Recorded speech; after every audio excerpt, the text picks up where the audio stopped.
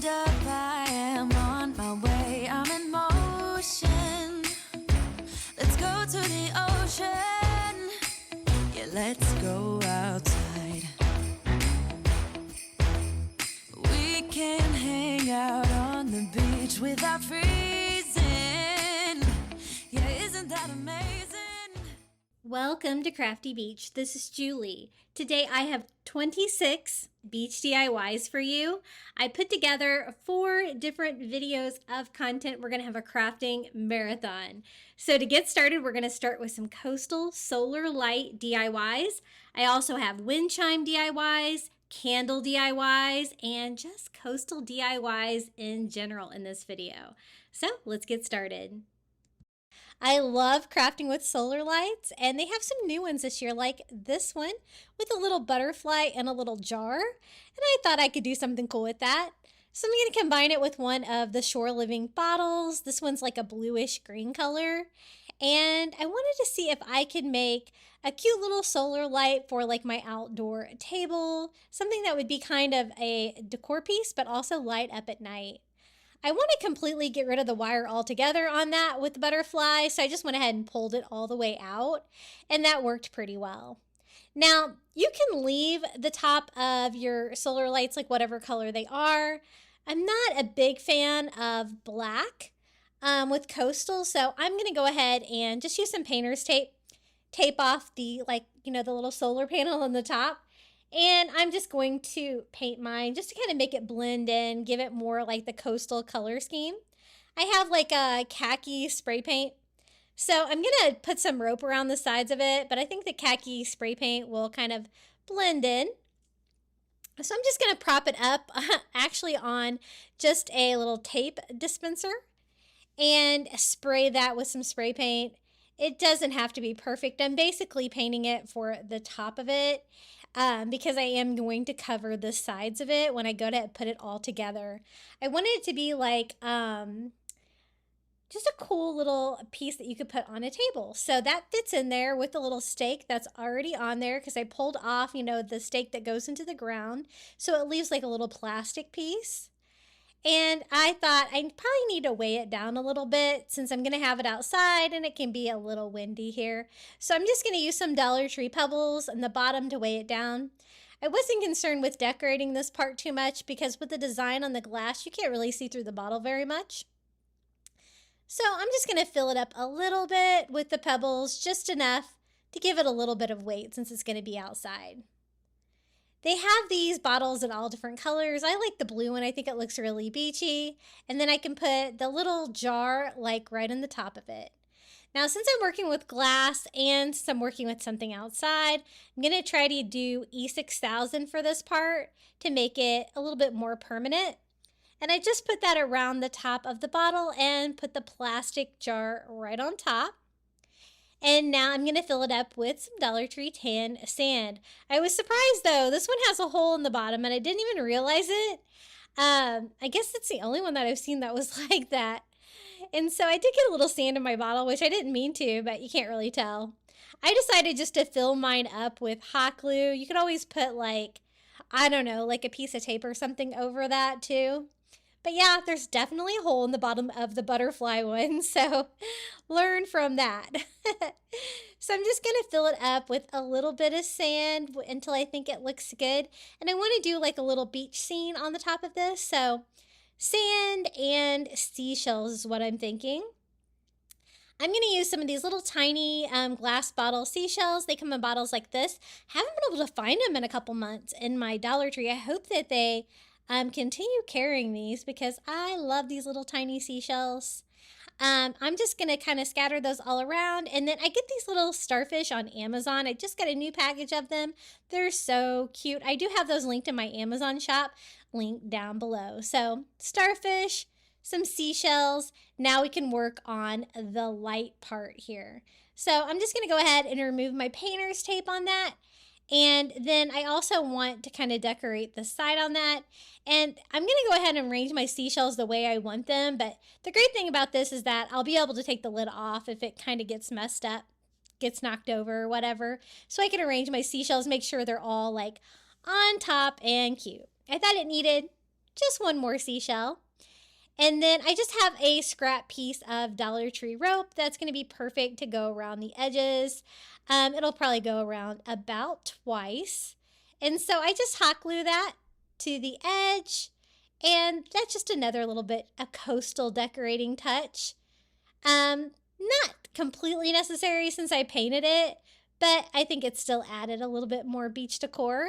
And this just turned out so cute. It was really fun to put this one together. And you can use like whatever kind of seashells or beachy items you can think of to put in there. But basically it's like just a little jar that is attached to a solar light. So it is definitely a fun one to try.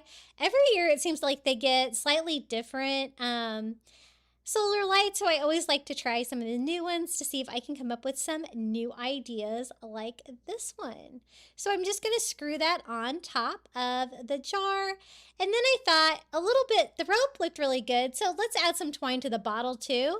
Just add a little texture down there around the neck of the bottle. So I just take some Dollar Tree twine, tie it off right there at the neck, and just wrap that around a few times just to give it a little bit more fun. I'm going to glue that here on the back, the end, and it is complete. It's kind of hard to show you. I have to show you this way because I don't want to mess up my cute little beach display in there. So as you can see, it has like the top part. It looks really cute even in the daytime with a little beach scene in there and that beautiful blue bottle. The stones in there kind of add a little bit of a decorative touch too, in addition to weighing it down. So let's turn off the lights. Let me show you what this looks like at night. It is nice and bright and it lights up that little beach scene right inside the jar. I thought this would be really cute for my table, like out in my Florida room.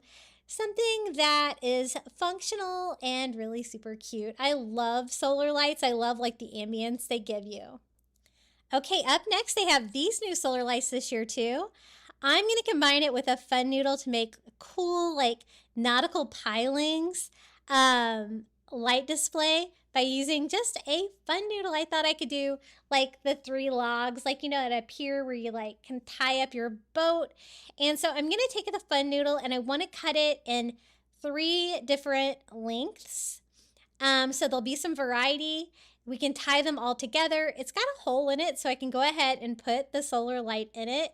I thought this decorative one would be perfect. And I'm using that little pool noodle knife from the Dollar Tree.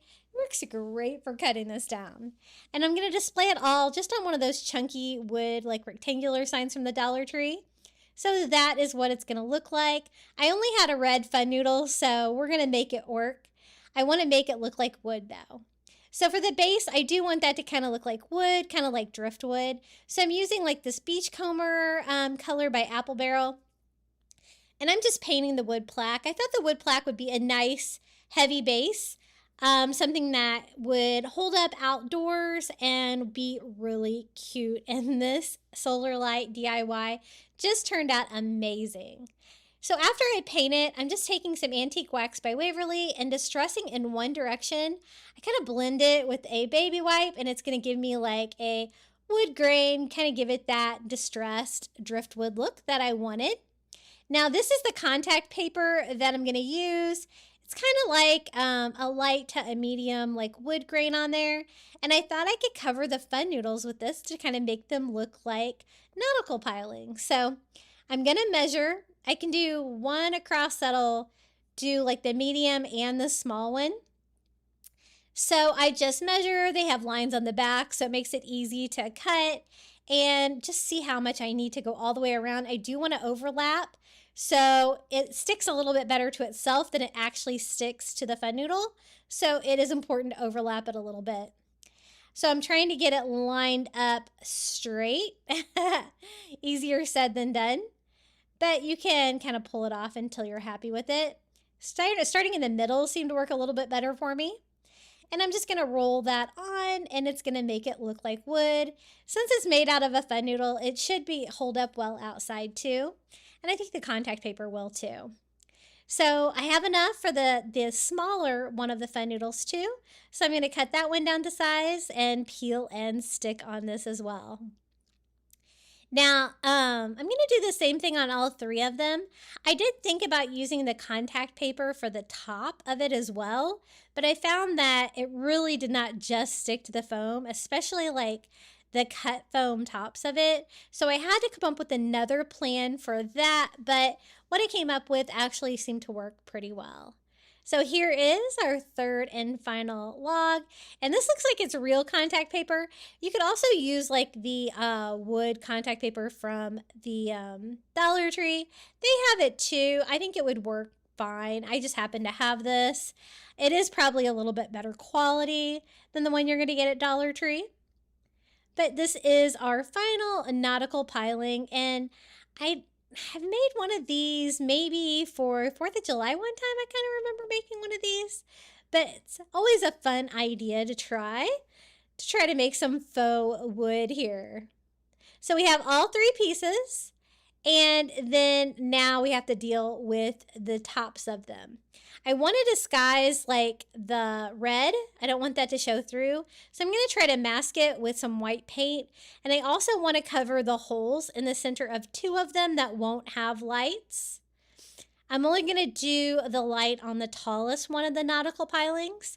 So I just take some white duct tape and I just kind of cut it where it would cover the hole but not like stick out on the sides of it. And then I want to leave my third one open like that because it's a perfect size for a solar light. Now to disguise the red, I'm going to paint it white. So I'm painting it white. It's going to match that duct tape too. It doesn't have to be perfect. I just want to disguise the red because we're going to be covering it with something else that you might be able to see through. And I don't want you to be able to see that it is a red fun noodle under this. So I just kind of carefully paint over the duct tape. Actually worked pretty well. And the sides of it. And then this one doesn't have any duct tape, so I just kind of go around the top of it, and then I also go like inside a little bit, anywhere that you might see a little bit of red peeking out. And then I thought to cover the top of it, I wanted something coastal beachy, but something that I would be able to stick to it, since the contact paper did not want to stick to the top. And I decided to try burlap. I had a scrap piece of burlap from the Dollar Tree. So what I'm going to do is just cut out a square of that, larger than the pier post for each one of those. So I just went ahead and cut out 3 pieces of that. I'm not going to cut them out into circles. I'm going to cut them out later to size. Right now, we're just going to do it with squares. Since it's going outside, I have a lot of luck with that tacky glue from the Dollar Tree holding up well outside. So I put a nice coat of that on top of the white paint and then just lay my burlap right inside of there. I'm going to kind of push it down with a paper towel, make sure it is all adhered before the glue dries. And we're going to do the same thing here with the other 2. It's a nice thick glue. I've used it for like gluing shells on things outside and just really impressed with the strength of this. I thought it might be better than Mod Podge because Mod Podge is going to be like water soluble. So I did the same thing there with the shorter one. For this one, I'm going to do the same thing. I could always cut the hole out when I trim up the rest of the burlap. So that looks pretty good, and it dried up really fast. I didn't want to use heat on it because the foam will kind of melt a little bit. And then once I get it on there, I just go around and cut it down to size. That way I get a perfect cut, make sure I don't have any red peeking out around the corners. And it definitely goes with, you know, that wood feel and the nautical feel. So that was a good solution for the top of those. Now for this one, I need to have a hole in the center too. You can see through it so you can see exactly where you need to cut, and doesn't have to be perfect right here because it's going to be covered up with that cute little solar light that I got at the Dollar Tree. It has like a really great design on it, and it does a really cool pattern. So I'm going to go ahead and remove the tape from the battery. Make sure this is good to go, and I'm going to leave the stem on mine, but I don't need the stake that goes into the ground. And then I am going to go ahead and see how I want these on here. I kind of liked it with the two taller ones in the back and the shorter one in the front. So that is what we're going to do with these. I'm going to hot glue these down. I couldn't really think of something that was going to be strong enough to hold it, you know, in the process. Like, you know, I really need this to get done tonight, so I didn't have time to let any other kind of glue set up. So I use hot glue from time to time outside, and I have pretty good success with the Gorilla Glue. So after figuring out exactly how I want this laid out, I'm just going to use a pencil to sketch that out so I know exactly where to put my hot glue before I put my fun noodle back on there. So I'm going to do one at a time, and I'm going to fill the whole fun noodle up just like that, lots of glue. It's okay if a little bit of it comes out around the sides. I want it to be nice and strong. And then we're going to do the same thing here with the other two nautical pilings. Now, we have an island here where I live in Florida that is between the ocean and the lagoon. And it is really fun to go to the lagoon. They have these like nautical pilings everywhere where people can tie up their boats and stuff like that when they go to restaurants and stuff like that. So it's super fun. So that's what it looks like so far. Now I want to tie them together since they're nautical pilings. I don't really have enough room to do like 2 rows of rope, so I'm going to do like 1 rope and then I'm going to like wrap it around twice. So I start here in the back and I just hot glued that to the back of the piling like that. And then I'm going to go around 1 more time. I did hot glue it on the front too, just to kind of keep it in place, and then hot glue it here on the back, and we can just cut off the rest of that rope. And that's just Dollar Tree rope. So that's what it looks like so far. Now it's time for the light. All you got to do is put it right down inside that fun noodle. Isn't that so cool? I think it turned out really fun. And wait till you see this all lit up. I love the design. Even in the daytime, it was wanting to light up for me there. And making the nautical pilings that kind of look like wood, that contact paper is pretty impressive. Looks really good. The base is pretty simple. I didn't really want that to stand out too much. It's more of a functional piece. And look at that beautiful pattern that the solar light is emitting all over the place. I think this is going to be perfect for my front porch. I'm so excited to put this out. These solar lights are so much fun and they really last for a long time.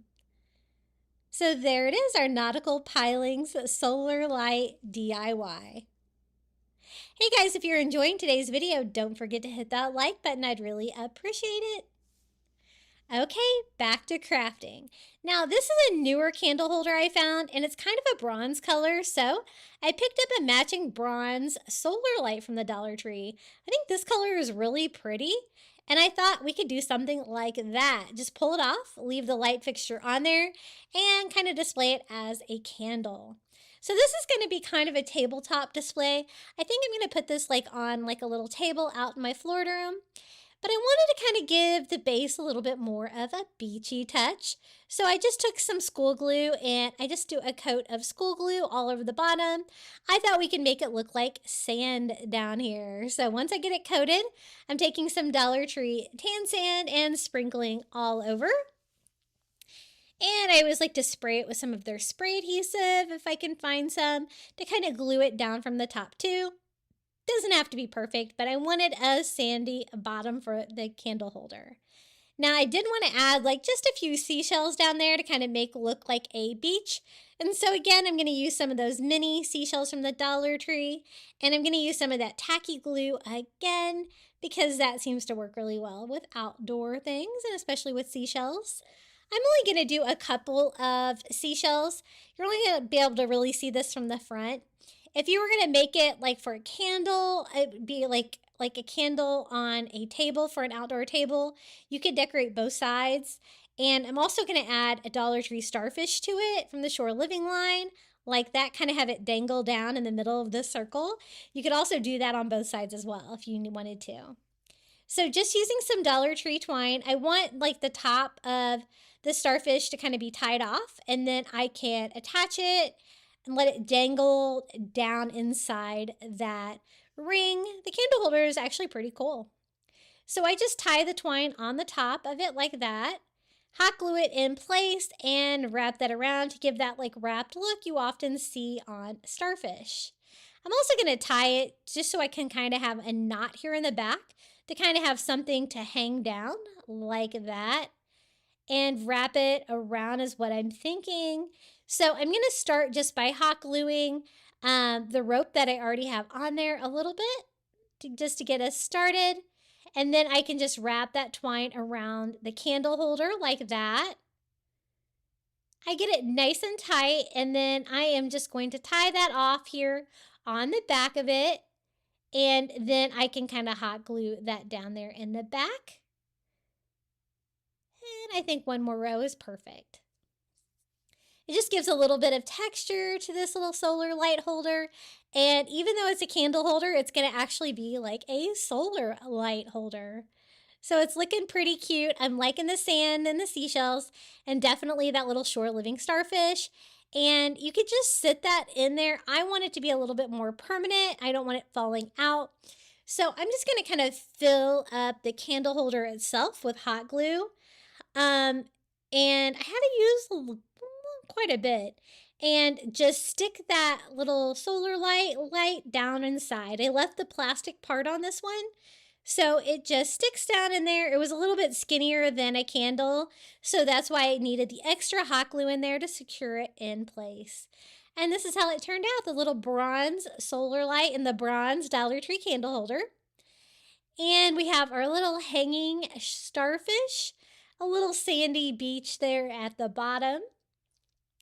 A really fun way to do a little solar light DIY, and this is what it looks like lit up at night. So it turned out really pretty. I don't often leave the little light parts on the solar lights like that, but for this one, it was definitely needed. Super cute. I like it. Okay, guys, are you ready for another solar light? This was going to be another bronze one, and I also found a jar with a bronze lid from the Dollar Tree, and I thought we could kind of put them together and see if we could get this to work. It's a square jar, and it's like very iridescent and really pretty. So I kind of take it apart. I pull the light out as much as I can get it. It doesn't have a lot of wire on there. And then I figured I could just poke a hole in the lid of the jar like that and put the light bulb down inside. And the bronze colors go together great. Now, at first I tried with a nail. I'm trying to put a nail here in the center because I just need to drill a little hole here in the center. And I could only find these little tiny roofing nails in my husband's stash. That wasn't working very well, so I switched it up to a little screwdriver, hammered that inside, and drilled a little hole there in top. Just trying to make that a little bit larger if I can, so there's enough room for that light bulb to come through. I kind of switched it up to a larger screwdriver, and it just kind of worked as a punch, as you can see there, without having to break out a drill or anything like that. And you can just pop the little light in it just like that. So I was worried that it wouldn't be bright enough, but it actually turned out pretty well. The light bulb actually just goes straight through that hole and lights up the jar. Now to connect it, I'm just going to use some E6000 and some hot glue combination, and not mixing the two different glues together, and I lay the lid on there. That's going to give me the short-term, long-term hold of both of those glues. Now it's time to decorate the jar. Isn't this jar so pretty? I found this little palm tree, the fairy garden beach section at the Dollar Tree. And it's a really nice size little palm tree. It's got a little life ring on it. Fits perfectly in here, and it pretty much takes up most of the jar. So I just hot glue it to the bottom so it won't fall over inside there if it gets knocked over. And then again, using some Dollar Tree tan sand to fill up the beachy area. And then we can't have a beach without seashells, so I'm going to use some of those little tiny seashells, kind of scatter those around. Kind of turn them the right way so they look good in there, and just a little bit of everything to fill out like the beach scene. The beach theme with these solar lights is just so much fun. You guys know I love beach or coastal theme for everything. So once I got the beach scene on there, I just screw the lid on the top of the jar. And then I thought it needed a little something to cover the sides of the solar light, just to give it a little bit more texture. So I'm just going to use some burlap. That same piece of burlap I had from earlier, I'm just going to cut down a strip of it by pulling out a strand and making just a burlap ribbon that is just the right size for the sides of that solar light. And it really did I know that they match like the bronze and the bronze, but it was just a little bit too much metal going on up here. And so I just attached the burlap ribbon that we made with some hot glue, wrapping that around the top, and just a perfect little bit of coastal texture that was needed on this solar light DIY. And it's hard to show you any of these today because if I turn them sideways, they will all mess up. So let me show you here how it turned out with the square bronze lidded jar from the Dollar Tree with the bronze solar light with that cute little palm tree. We got a surfboard. We have seashells in there. Super cute, and this is what it looks lit up at night. It kind of gives you like a cool effect. The palm tree is actually pretty tall in there, but the rest of the jar lights up nicely. And this is a cute little solar light that you could just put about anywhere. I made solar lights last year and they did so well. I just had to do more this year. I'm planning another video too if you guys like this one. Okay, for the next one, we're going to use this little candle holder that I found at Dollar Tree. It's already got a rope handle on it, so it's perfect for nautical. And then we're just going to use one of the regular silver solar lights, but just the top of it. We're going to fill this one with some Dollar Tree sea glass. So it's really important to remove your labels on that one because it's going to be shining all the way through. And these are like light blue, like a royal blue, green. I'm just going to kind of alternate different colors, mix it up. And I was thinking that the solar light will shine through the Dollar Tree sea glass and make it look really pretty. And it did turn out so cool. I'm so excited. My Dollar Trees have all been stocking up on the sea glass, maybe for summer. But I always stock up whenever they have it. I love it. So as you can see, you can fit the top on this, but only on this inside edge. So I just run some E6000 around the very inner edge of the top of that jar and sit the solar light on top. Again, I removed the little light bulb, the light portion from most of these because I find that it works a little bit better. Now, you can even make it have a longer handle. I'm going to do that with just some twine. I'm going to tie that into a knot and just extend the hanger. That way I can hang this outdoors and it's going to have a longer hanger, but you could always use the shorter one that's already attached if you find this shirt your Dollar Tree as well. But this is how it looks hanging up. This is really cute. You can hang it from a porch. You can hang it from a tree even. And it looks cute in the daytime too, with the silver and the beautiful sea glass inside. But the magic happens at night. Isn't that so beautiful? It lights up so pretty. It just illuminates all the way through all the sea glass. And it even makes the jar look tinted, doesn't it? So pretty, and this one was really easy to DIY. So our little sea glass solar light jar. Hey guys, I wanted to let you know about my Facebook group. I always have it linked in the description below. You can find out when I post new content. And I also have a Facebook, Instagram, TikTok, and Pinterest. My handle is Crafty Beach on YouTube on all of those, and I would love to see you over there. I'm trying to get monetized on TikTok, so if you help a girl out, I need some more views over there. I've got enough followers, but I don't have enough views yet. I need 100,000 in a month, so it's a lot.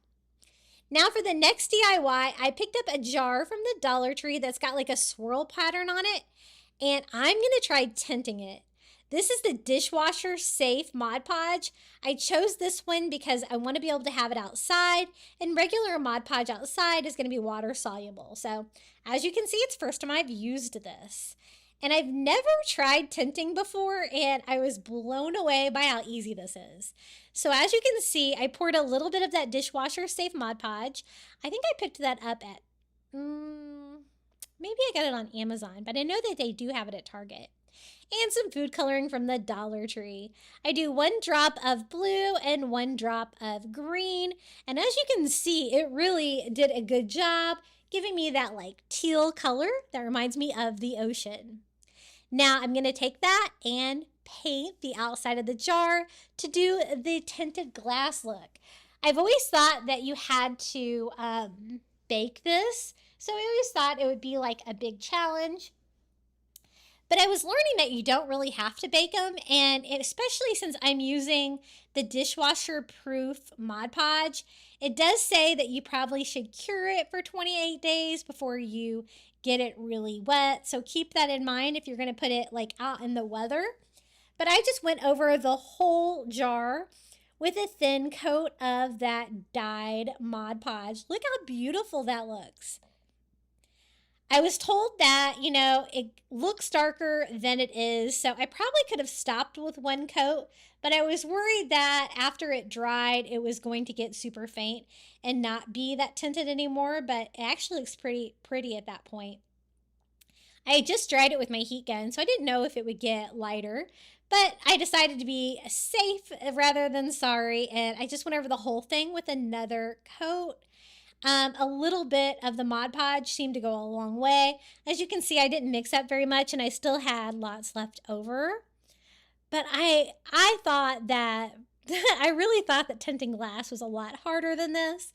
Now that I've actually tried it, I am going to be doing this a lot because look how beautiful that Dollar Tree clear glass looks. It looks like I bought it that way.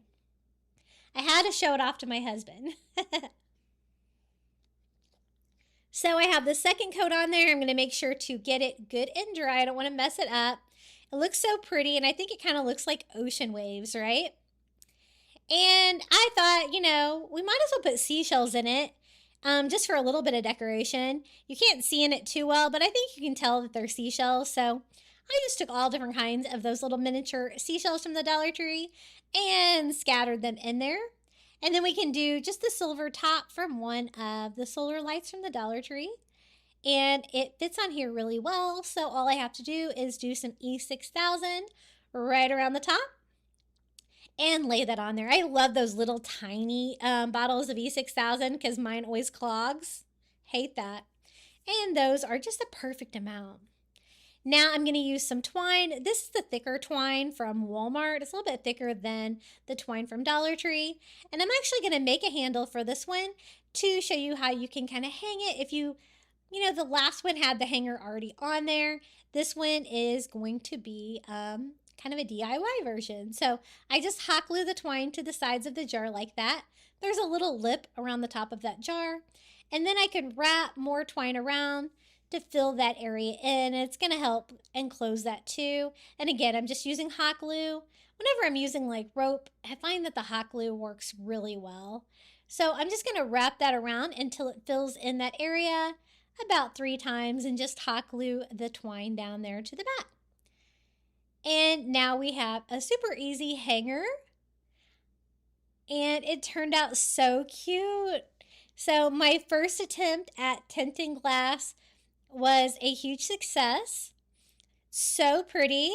This is what it looks like during the day, that bluish green color, and doing it on that jar with the swirls and some seashells peeking out from the inside look really pretty during the day. And look at that. When it's lit up at night, you can really see that there's seashells in there. I wasn't sure if you'd be able to see in there. And it looks beautiful lit up with the Mod Podge. Who knew? I love it, and it was really easy to do. I'm definitely going to be doing that again, don't worry. Now for the next DIY. I think this is a Shore Living candle holder. I found it in the Shore Living section. It's tinted like blue. And then I also found this cool like teal candle holder from the Dollar Tree. So I thought I can combine the two together. They are different colors of blue, but I think they kind of look cool together. The one from the Shore Living line is a very subtle colored glass, and the base is very colored. So nice contrast. The sticker on the bottom of the Shore Living glass thing was a nightmare to get off. I did get some of this adhesive remover at Dollar Tree the other day. It's kind of like a Goo Gone. It seems to work pretty well, but I did have to get the label off kind of first and then get the rest of the residue off. Now for this one, I thought we could use some more of the little fairy garden sea creatures. I found like a clownfish, a seahorse, and we're also going to do a starfish to make it look like the bottom of the ocean since we have a blue tinted jar. I thought that would be really fun. So we're just going to attach those with hot glue so they don't fall all around. And I want it to look like kind of like the ocean floor in there. So since this one's already blue, I don't really need to tint it, but I guess you could if you had like more of a clear one. But that's what it looks like so far. That fills it up pretty nicely. And I'm going to use white sand for this one. Just because you're not really going to be able to see, I think, the color of the sand through the blue jar anyway, to represent the bottom of the ocean. Now, as you can see, the solar light is too small to fit in there, but I'm going to show you how I fix that. Now, let's start putting it together. This is the candle holder. I found this in blue, this blue color. I also found it in pink, and it's really weighted down. I thought this would be a great base for an outdoor solar light display like this. And I just sit the jar right on top, gluing that in place. Now, since the solar light top was too small, I'm going to make it wider by attaching some of that Walmart twine to the outside of it. It's going to make the perfect thickness to actually fit as a lid on the top of that.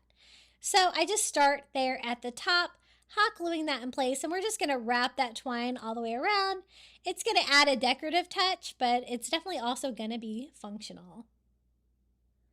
So all the way down to the bottom, I hot glue the end and trim off the excess. Sometimes this Walmart twine is awfully hairy too, so I just burned off the fuzzies with my lighter on that to make it look a little bit better. And it sits on there really well like that. And I really like the texture of that twine. It's kind of a cross between Dollar Tree twine and rope, the size of this. So I'm actually going to add some more of it around the base here between the candle holder and the jar to provide a little bit more texture, kind of make it all go together. So I just wrap that around a few times to kind of cover that area of the candle holder. Try not to move it around too much because I want that E6000 to sit up to attach it, but this is how it turned out. We have our little seahorse, clownfish, and starfish in the sand in the little blue tinted jar. It's kind of like a blue iridescent on that like teal heavy duty base that hopefully will provide a little bit more weight to the bottom of it so it won't fall over. Now this is what it looks like lit up at night. Super cute. You can still see that blue tint of the jar, which kind of adds to the underwater theme that I was going for. And the lid fits on there perfectly with the twine on there. Super easy, super cute, and very whimsical. Okay, next DIY, I'm going to combine one of the little Dollar Tree like fish bowls and one of the glass candle holders and one of those fun butterfly solar lights. So I thought we could do something fun here. I found some sea life toys at the toy section at Dollar Tree, and I'm going to use the dolphin in that. Now, if you don't have those or can't find those, you could always use the little wood dolphins from the Shore Living line as well. So for this one, I want to remove the butterfly, but I don't want to remove the wire because I want to have the dolphin jumping out of the water is what I was thinking. And so I'm just going to remove the little plastic clip, take the butterfly apart, and leave the wire on there. These are the sea life creatures I found. And I thought a dolphin would be perfect because I can make it look like the bottom of it was the ocean. We have a little dolphin jumping through the air. above the ocean like that in the little glass fish bowl. So kind of all fits together. I was thinking I could attach it. It can dangle down inside there. Now, I don't really like the fact that it's just blue. Dolphins usually aren't this color. So we're going to give our little dolphin a makeover with some elephant gray acrylic paint. And it's okay if a little bit of the blue shines through, but I think it looks better painted than it did. Maybe it makes it look a little bit less like a toy, but I always check the toy aisle at Dollar Tree too, because you never know what you're going to find. You could find some cool little sea creatures like this. I don't remember Dollar Tree ever having the sea creatures before, so it's a relatively new find.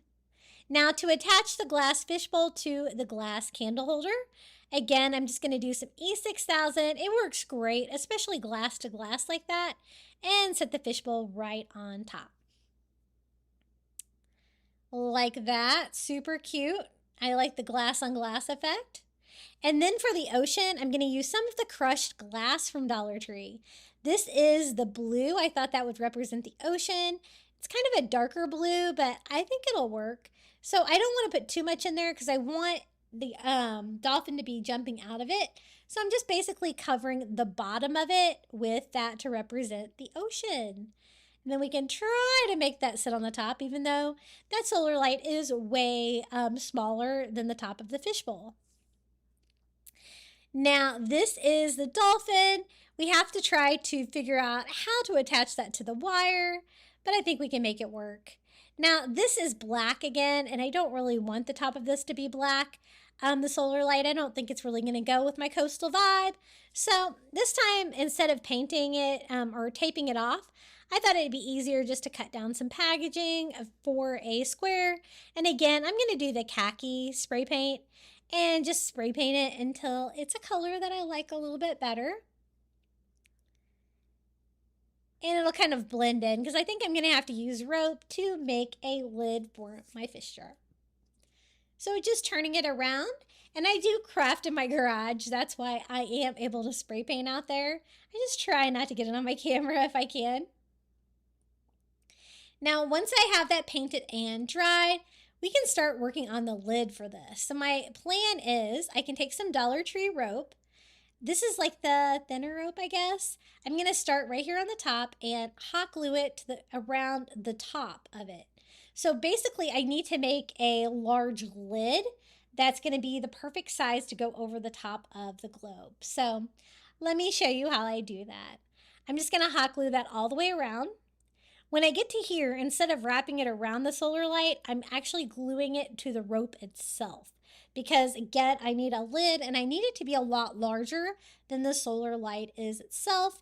And this was just a scrap piece of rope. I actually just did whatever length I had on there and hoped for the best. Now it's time to try to figure out how to attach the dolphin to the solar light to have it kind of suspended up in the air. Has a wire on it. So I just took my Cricut weeder and poked a hole here in the top of my dolphin. And then I just have to try to figure out how to get the wire in there. I want it to be tight enough that I can kind of secure it in there without a whole lot of effort. So I'm just kind of straightening the wire out with a pair of pliers. And I put a little hot glue on the tip and I tried to just kind of stick that wire down inside that hole that we drilled in our dolphin to try to attach it. I found that the hot glue was not really necessary, but it was a little bit easier if I did it upside down like this. I just held the wire with pliers and stuck the dolphin right on there. Now I'm just testing to see if it is like the right height where it's jumping out of the water, that it's not too low or anything like that, and it looks good. Now I do a bead of hot glue around the outer edges of my rope lid. That way I can glue it to the jar itself and kind of mold it around that like globe shape, like a fishbowl. So I just kind of push that down on the sides and look at that. My rope was the perfect size to make a new lid for the top of this. And then to bring a little bit more rope, I'm also using that Dollar Tree jute twine to decorate the candle holder down below, just to make it all kind of go together. Anytime you can use like rope, burlap, it's going to give you that coastal texture. It looks really great with coastal crafting. So I just wrap that around a few times until it looks good, hot gluing down my end. And that's all there is to it. This turned out so cute. I love the dolphin jumping. I'm just going to clean up the twine, burn off some of the fuzzies. My son is going to be home from college soon, and he is going to love this one. I just know it. So this is what the fishbowl looks like during the daytime. You can't really even tell that it's a solar light, right? The sea glass makes a really cute ocean. We have the dolphin jumping above and all lifted up on that candle holder to make it look a little bit more substantial. And this is what it looks like at night. Just like the sea glass from the Dollar Tree, that crushed glass looks really pretty lit up. And we have our little dolphin jumping, which is super whimsical and fun. And this was a really fun coastal solar light DIY as well. As you can see, you can even see like the dolphin fin and the reflection on that at night. Now, this almost feels like cheating. This was from Dollar Tree Plus for $5. They have a solar lantern. Look at it. It's perfect for coastal. It's white. It's distressed. It's got a battery in it that is charged by solar to light the candle inside the lantern. And so it just needs a few coastal touches. So I just have to figure out how to pop the lid off of this. I'm telling you, Dollar Tree Plus, I try to avoid it sometimes just because I'm like, you guys left nothing for me to do. But once you get a corner started on this, you can just pop that off. I was trying to be careful. I didn't want to break any of the plastic clips, and I don't want to mess with the wiring there from the solar part of it. I'm just going to make it look coastal by adding some Dollar Tree tan sand. It's kind of inevitable to get it in the candle. I'm just going to use my heat gun to blow the sand out. And I want my sand to be rather deep in this, so I'm going to add a little bit more. And then we're going to add sea treasures to that. I picked up some seashells from the Dollar Tree, and I'm going to add some starfish as well. These are kind of cool, you know, they look real. They have the plastic seashells at the Dollar Tree now too, which would totally work for this, but I kind of wanted real seashells for this one, so I'm just kind of standing them up. I made the sand pretty deep, so I can kind of stand the seashells up around wherever I want them to be. And I also want a little bit of variety in there, so I'm going to use some of the tiny shells as well. Kind of mix it up, different colors, different patterns. I don't want too many seashells in there, but I thought some of the larger mini starfish would be cute too, so I put one of those on each side and just make sure that I have enough seashells in there. Little starfish here on the other side. And how easy was that? Honestly, it really needs nothing. This lantern is perfect for $5. It is a bargain. I was so excited when I found this at Dollar Tree the other day. Yay! So here it is, our Dollar Tree solar lantern. Basically, it was $5. All I had to do was add some sand, seashells, a couple starfish, and it is the perfect coastal lantern for outdoors. Solar. It's going to light that cute little candle in there. It flickers really nicely. This is what it looks like lit up at night. As you can see, it's so pretty. And I would definitely add something to yours if you pick one up. Instead of just leaving it plain, I think it really makes it extra special. And Dollar Tree Plus has the metal ones now too, but they don't have anything in them. So this one is ready to go, just needs a little bit. Okay, I hope you enjoyed those solar light DIYs. Up next, I have coastal wind chime DIYs using items from the Dollar Tree. We have a total of 5 wind chime DIYs. So let's get started with some brand new DIYs. These are the new wind chimes they have at the Shore Living line this year. My stores just put these out, so they must have gotten these in a second shipment. I'm going to need a lot of them because as you can see, the driftwood only has like 3 little pieces. There's nothing to kind of clink together. So I actually kind of need a lot of these to combine together to make a bigger one. If you can't find it, you could always use the wood slices like this from the Dollar Tree, which we're going to use later in this video, or even some of the wood stems or actual driftwood would work. But since I have these, and I kind of want to use those great sand dollars and seashells on the top for other DIYs, they're fantastic. They're kind of like, I guess they're made out of a resin material, but they're kind of a ceramic feel on these. And so what I'm going to do is combine these together. So I'm going to take one of these sand dollars. That's going to be the top of my wind chime. And then I'm just going to take the little driftwood pieces off of all the others. So what I want to do is, the sand dollar has 4 slots. So I'm going to need a total of 4 short kind of pieces of driftwood with the 3 sets of driftwood on them like that. And then I want a longer piece for the middle of the wind chime, so I'm going to combine 2 more. So as you can see, I'm using quite a few of these. I picked up all that I could find at the store. I was so excited I finally saw these. I had avoided buying a case of them because online they didn't look that great, but in person they look fantastic. I don't know if the cases are still available online or not, but I might have to check it out. So I have a total of 5 here, or 6 actually, but I'm going to have 5. I'm going to combine 2 together to make a long one, if that makes sense. So I was trying to determine how long I want it to be. Instead of the 3 sets, I was trying to determine, and then I'm kind of moving the wood bead on here to kind of repeat the pattern before I tie these off. That way it kind of keeps that same pattern that's going. And I just tie the 2 sets together, just like that. And then I don't know if I really need it to be that long. So I also want to put a sand dollar on the bottom of it. I thought that'd be really cute. So I shorten it to a total of 5. I think that's plenty long for the middle of my wind chime. Now this is the sand dollar we're going to use for the top. And since we're putting something in the middle, there's no hole in the middle of the sand dollar. We will have to drill a hole in that. And I'm going to drill a hole so that I can string that middle one through it. So I'm just going to use my drill and drill a hole in here. Now I didn't quite get it centered, and that kind of caused me some issues with the way I was going to hang it at first. You'll see. So I'm just taking some Dollar Tree twine, and I am going to take a piece, make a big like loop out of it. I was thinking I could make a hanger with this. I want to hang the sand dollar upside down so that you can see it from the bottom, since it's going to be hanging up in the air. So you'll see the pretty side of the sand dollar, if that makes sense. So I just knotted that through to make a hanger, and then we could always attach that longer piece later to that.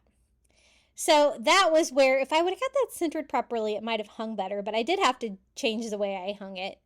Now it's time to attach these. So all I'm doing is using the existing twine. I was careful to untie them from the other ones so I didn't really lose any length, because it's really hard to tie these off if you don't have enough twine to work with. And I had just about enough twine to work with on these because I want to double tie them to make sure it's nice and strong. And as you can see, there's like 4 slots that are kind of like pretty close to equidistance on the sand dollar. So it made 4 perfect openings for these little driftwood pieces. So I just go ahead and tie those all on, and using those pre-made wind chimes like that is going to save me a lot of time. Now the driftwood will all bounce off of each other on this and make kind of a clunking, kind of like bamboo sound. So it is definitely going to make some noise. Now this is the middle piece right here that we made a little bit longer. And it's just a matter of attaching that to the hanger that we made. So just trying to make sure everything is in where it's supposed to be. And then I just tied that off to my hanger that I made, trimming off some of the excess twine, but not too short because I want my knot to hold. Then I told you I wanted to put a sand dollar at the bottom. So I'm using a Dollar Tree Shore Living sand dollar. And I'm just going to use like that slot that's on the sand dollar to tie that off. That's going to be, I think it's called the clapper on the wind chime. And I just tie that to the very bottom of the twine. Like that. So I try to hang it, and it hangs all crazy because I didn't get the hole right in the center. So it's like just not perfect. So what I'm going to do is just knot that off and try a different approach for my hanger that I think will work better and that will keep everything level. So I have those 4 slots that we used for the 4 different pieces of driftwood. So I'm going to make a hanger that attaches to all of those. So I take some twine, tie it off on one side, and then tie it off on the opposite side to make a hanger going this direction, right? Probably about 9 inches is what I did. And I'm going to hang it from the rafters of my Florida room. And I think that will be a good distance. So then I tie it to the opposite one. And then I'm going to take it and actually tie it to the twine here, right here at the top. So it's kind of attached there too. And then tie it through my 4th and remaining hole. And this hanger made it hang level and made it look so much better. So that's all there is to this little shore living wind chime. I think it turned out really cute. Let me give you kind of a close-up view of the sand dollar. We have the driftwood with the like natural wood beads, super cute. And then at the bottom for the clapper, another sand dollar, which works perfectly for this. And they're not real sand dollars, so it's not going to break or anything if it falls off outside in some of this Florida wind. But this is how it looks hanging in my Florida room.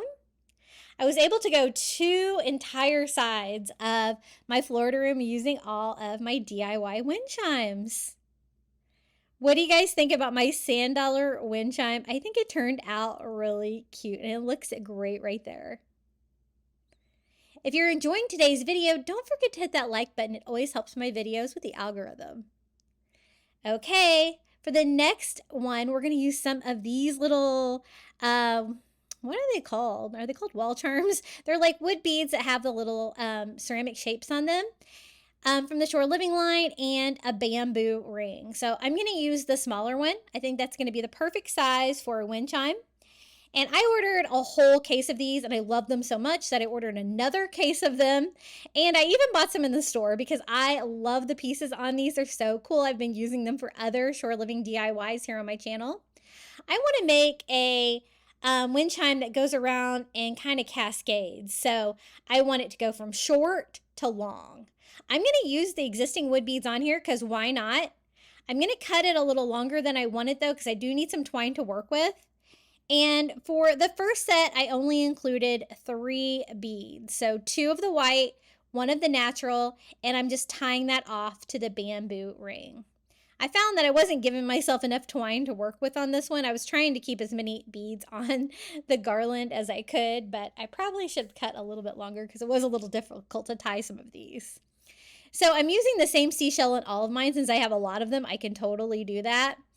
And I'm trying to remember exactly how many I used on this one. Okay, I just went and counted. I used a total of 8. Now, they don't all have to be the same one, but since I have 8 of the seashells, I thought it would be great if they matched. So I cut this one a little longer, 2 beads longer. So instead of 3 beads, this one has 5, right? And I tie that on there. I can always kind of scoot them around depending on how many I end up using. And I want it to look like a spiral going around. So I have 3 beads and then I have 5 beads on the next one. And I'm going to continue that pattern by adding 2 beads to every one. So instead of 5, we're doing 7 on this one. So again, I'm just going to snip it, trying to get better about giving myself a little bit more twine there to make it a little bit easier.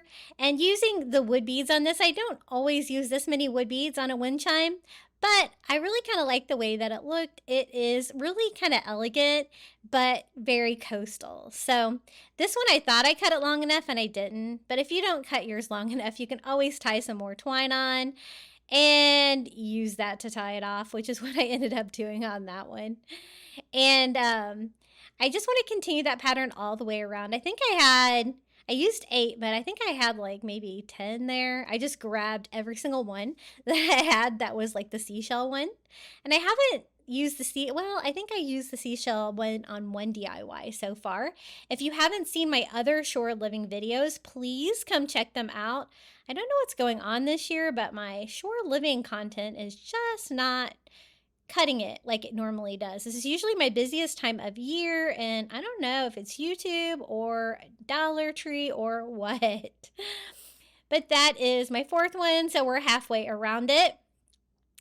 And luckily the wood bead garlands were long enough to continue this pattern that I've got going on.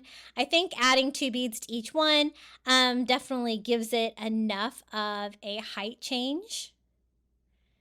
And I'm trying to get better about leaving more twine on there because obviously important, especially when you're going to double tie it on there.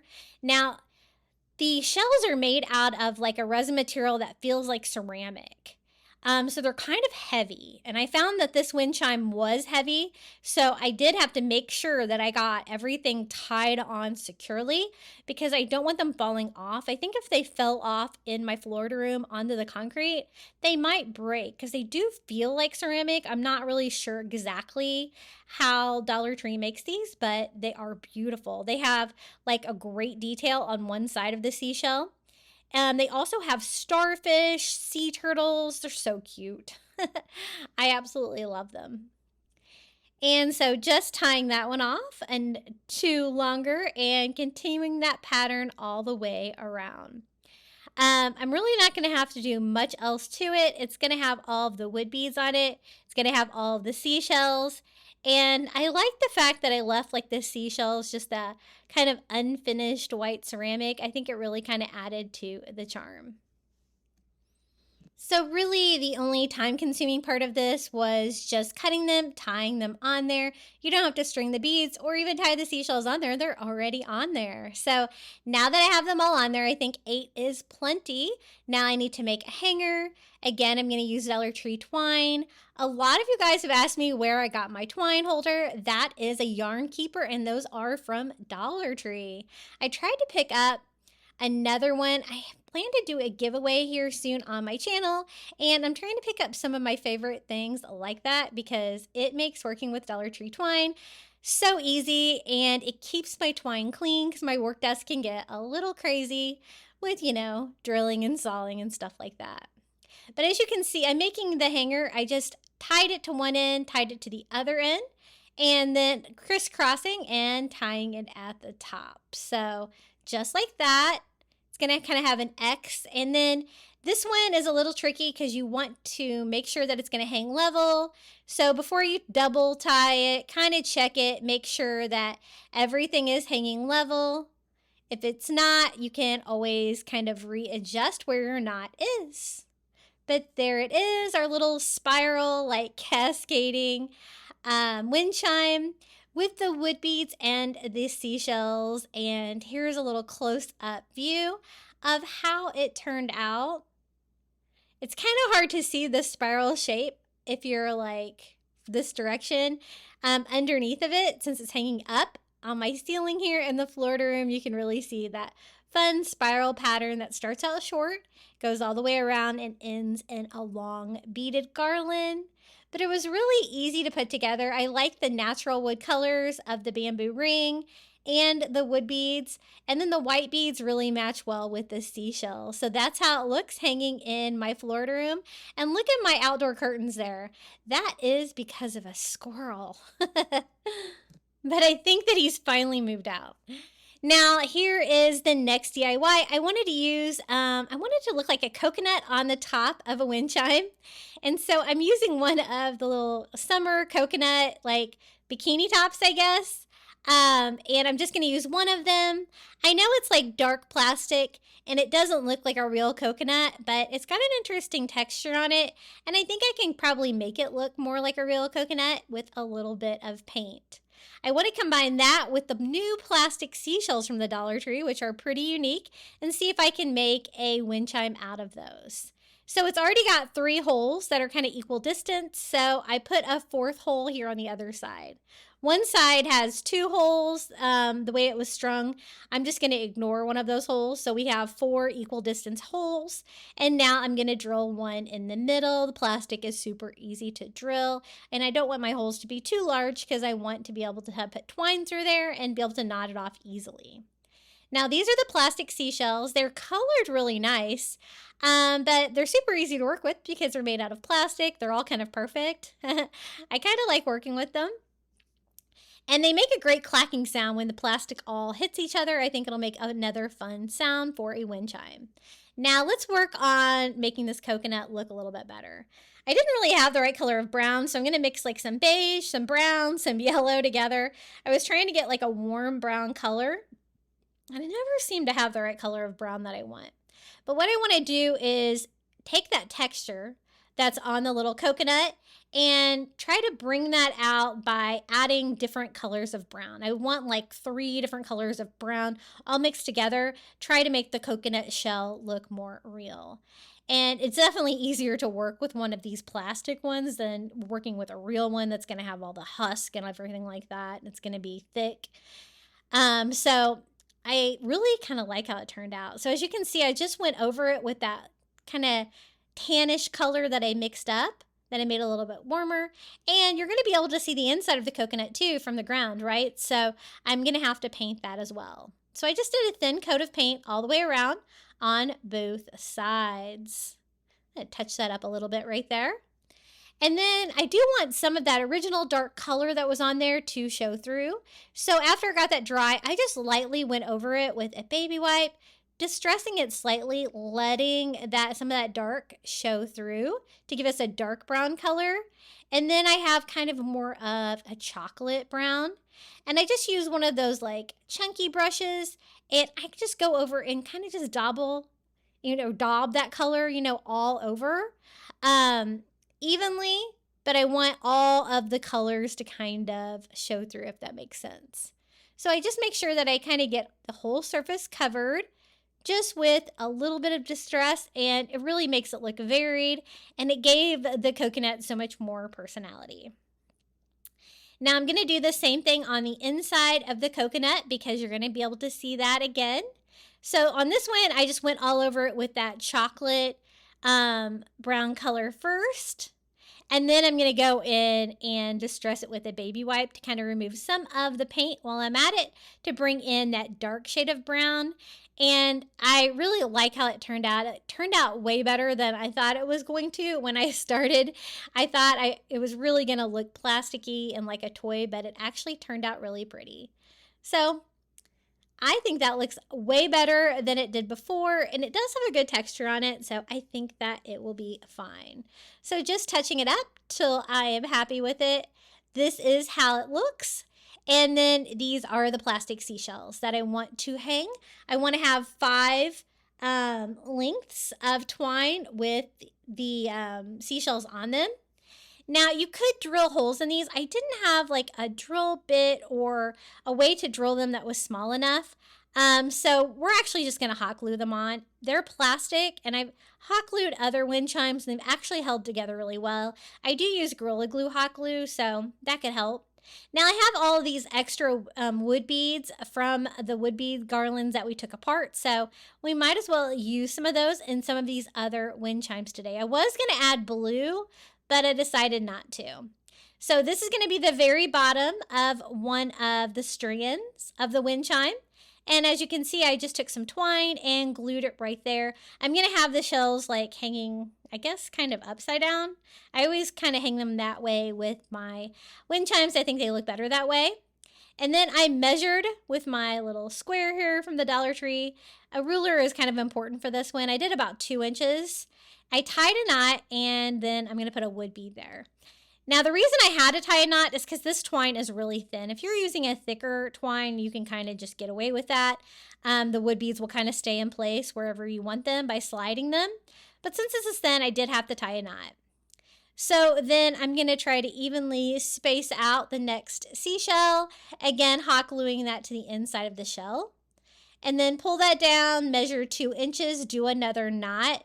So this part was a little time consuming, doing the measuring and trying to make sure that everything was equal spacing, but it's actually really important to how the wind chime turns out. So I'm repeating that pattern, going all the way up. For all of the outside strands of the wind chime, we are going to have 3 seashells and wood beads in combination. I think that is going to be plenty long. So let's go ahead and tie it off. I'm going to go ahead and put it through one of the holes on our coconut shell. I do want it to hang down slightly, like about 4 inches or so. So I'm going to go ahead and measure that too. Might as well since I have the ruler here. And then just double knot that, leaving the excess twine on there that I purposely made really long so that I could reuse that for a hanger. So I won't have to tie anything else off on there. So I'm going to cut another long strand and we can start working on our next one. So again, we're just doing 3 of the plastic seashells, 3 of the wood beads, and then I will make the 5th strand in the middle longer. Kind of makes sense for the wind chime. So again, lots of measuring, gluing, and tying. So this one was a little bit more time consuming. If you were to drill a hole in your shells, that's going to take even more time. So take that into consideration when you're trying to decide whether you want to hot glue yours, if you want to drill a hole in them and tie them off. Drilling a hole in them is going to make it more secure. So that's another consideration, but I think that this will work pretty well. The hot glue seems to stay on these pretty good. So here's my second strand. I'm going to try to make sure that it is hanging equally to the one right next to it and tying that off. Now, I'm going to speed this way up because, again, this part is a little time consuming because you're doing the same thing over and over. So we're just going to tie another strand here. And this one I'm actually making for the middle. So instead of 3, I'm actually going to do 4 of the seashells. And I actually forget after I get them all on there that it was for the middle and I accidentally tied it on right there. But I will notice in a minute and untie it. But as you can see, I'm leaving a lot of extra twine on there to be left over for the hanger. So I'm going to do another strand of 3 here with the seashells. Again, just repeating that same pattern, gluing it to the bottom, 2 inches, a knot, a wood bead, 2 inches, working my way all the way up. I guess it's actually like 3 inches between the wood bead and the top of the next seashell. That's when I realized, hey, this one was supposed to be for the middle. I don't know why I tied it on. I'm going to tie that on last just to make that easier. I'm going to put that out of the way so I don't make that mistake again. And we're going to tie on our 3rd strand here. Again, trying to make sure that it is equal distance and double knotting it to make sure it's good and secure. And I really like the fact that I painted that coconut. I think it made it turned out so much better. Now this is the 4th and final strand. So we're just going to glue, knot, wood bead, and I'm using the white wood beads that was left over from the wood bead garland. I try to reuse whatever, extra craft supplies I have. Now on this 4th one, there's 2 holes, but there's one that's kind of even with the one across from it. So that is the one I'm choosing to knot this off on, just like that. Now, remember that strand for the middle that I actually forgot and put the wrong place? Now I'm going to attach it here. I just have to string it through that hole that I put on the top of it. And I was going to put a clapper on the end of it, but I don't think it really needs it. All these plastic seashells clank off each other pretty nicely. And I just feed that through and double knot that. And then I just cut off the excess twine. Because remember, we left all the extra twine on here to make a built-in hanger. So I gather all 4 pieces of twine, try to bring them together at an equal distance. And then once I get them all grouped together like that, I can just knot them, forming a perfect hanger for our little coconut and seashell wind chimes. This is how it turned out. Let me give you a close-up view of it. There's the little coconut from the summer section at Dollar Tree. And the plastic seashells are new. They're with the regular seashells, and my store was actually surprised. They thought that they were real and they were going to wrap them up for me because they thought they were fragile. But I was like, hey, they're plastic. They don't say they're plastic. So when you're grabbing seashells from the Dollar Tree, make sure you look. But I think it turned out well. It's kind of hard to see here. It was kind of dusk when I was taking this picture. But this is how the seashells look hanging in my Florida room. I went every other rafter on one side of my Florida room with these, but that's a little bit better view. Okay, for the next wind chime, we're going to use one of the rope words. This one says beach from the Dollar Tree. It's on a sign. These are from the Shore Living line, and 5 of the wall charms. I chose 3 of the seashells and 2 of the anchors. I'm going to go ahead and cut the tassels off of them. I don't think they really look good for a wind chime with the tassels on them. So what I do is just cut that twine long enough, pull out the staple, and then just tie the twine here to secure it on the other staple, but leave the hanger on there because I can use that to hang that from the beach sign. These are made out of like a resin material, but they feel like wood. So they're probably like some kind of fake wood. I really don't know how Dollar Tree makes these cute things, but look how cute they are. They look like white distressed wood, and that's perfect for the coastal feel. So I'm going to do a total of 5. I always like to work with odd numbers. There's 5 letters in beach. I can tie one of these to each one of the letters, and they'll overlap slightly. I'm going to do them at slightly different depths. That way the anchor will hit against the shells. When they hit together, they kind of sound like bamboo because they're kind of like a wood-like material. So I went ahead and cut the tassel off all 5, shortened those, removed the staples because they will turn around in the wind as well when we hang it. Now I thought we could add a little bit of color to these. They already have like natural wood beads on them, but I think they have room for one more. So I'm going to use some of these wood beads from the Shore Living line at Dollar Tree. And I'm going to use like this beautiful like aqua color and just slide another wood bead on them.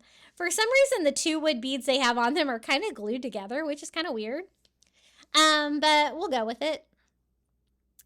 And trying to figure out how I'm going to attach these. So the 2 anchors are going to go on the E and the C. And I want them to hang a little bit lower than the seashells. I'm going to have the seashells hang higher. So how I'm going to do that is I'm going to go ahead and cut the twine like that. Use my staple gun and staple that onto the bottom of my E. And then the seashells I will attach to the top of the letters, if that makes sense, to make them different lengths since I don't have a lot of twine to work with. Again, I just cut the twine like that, use my staple gun to get at least one of the twines in there, and then tie it off. I often miss with my stapler because I can't really see without blocking the camera. And I don't want to do that to y'all. You guys don't want to look on the top of my head. So there is our 2 anchors. They look really cute with a little blue bead on them. And then we can start working with the seashells. So as you can see, they're going to be really close together, which is going to help them overlap, help them make noise as a wind chime. So I add a blue bead, and I told you for this row, we're going to attach them to the top of the letters. I thought maybe I could see a little bit better if I turn it sideways.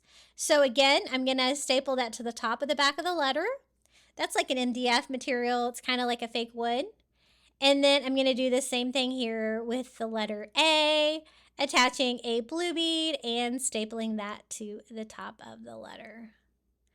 I'm not really tying these because I don't have any twine left over, but I do make sure my staples are in all the way to hang those up. And our final letter B is going to have another seashell, so I add a blue bead, and I'm glad I added those blue beads. It did give it a little touch of color. The B is a big letter, so I kind of do it to the middle of the letter, which would make it the same as the A and the H. And then I'm going to make a hanger using the existing hanger that's already on there. I might as well, right? I just tie some twine off, and let's add some blue beads up here too, just to add a little color here. I've got some extra.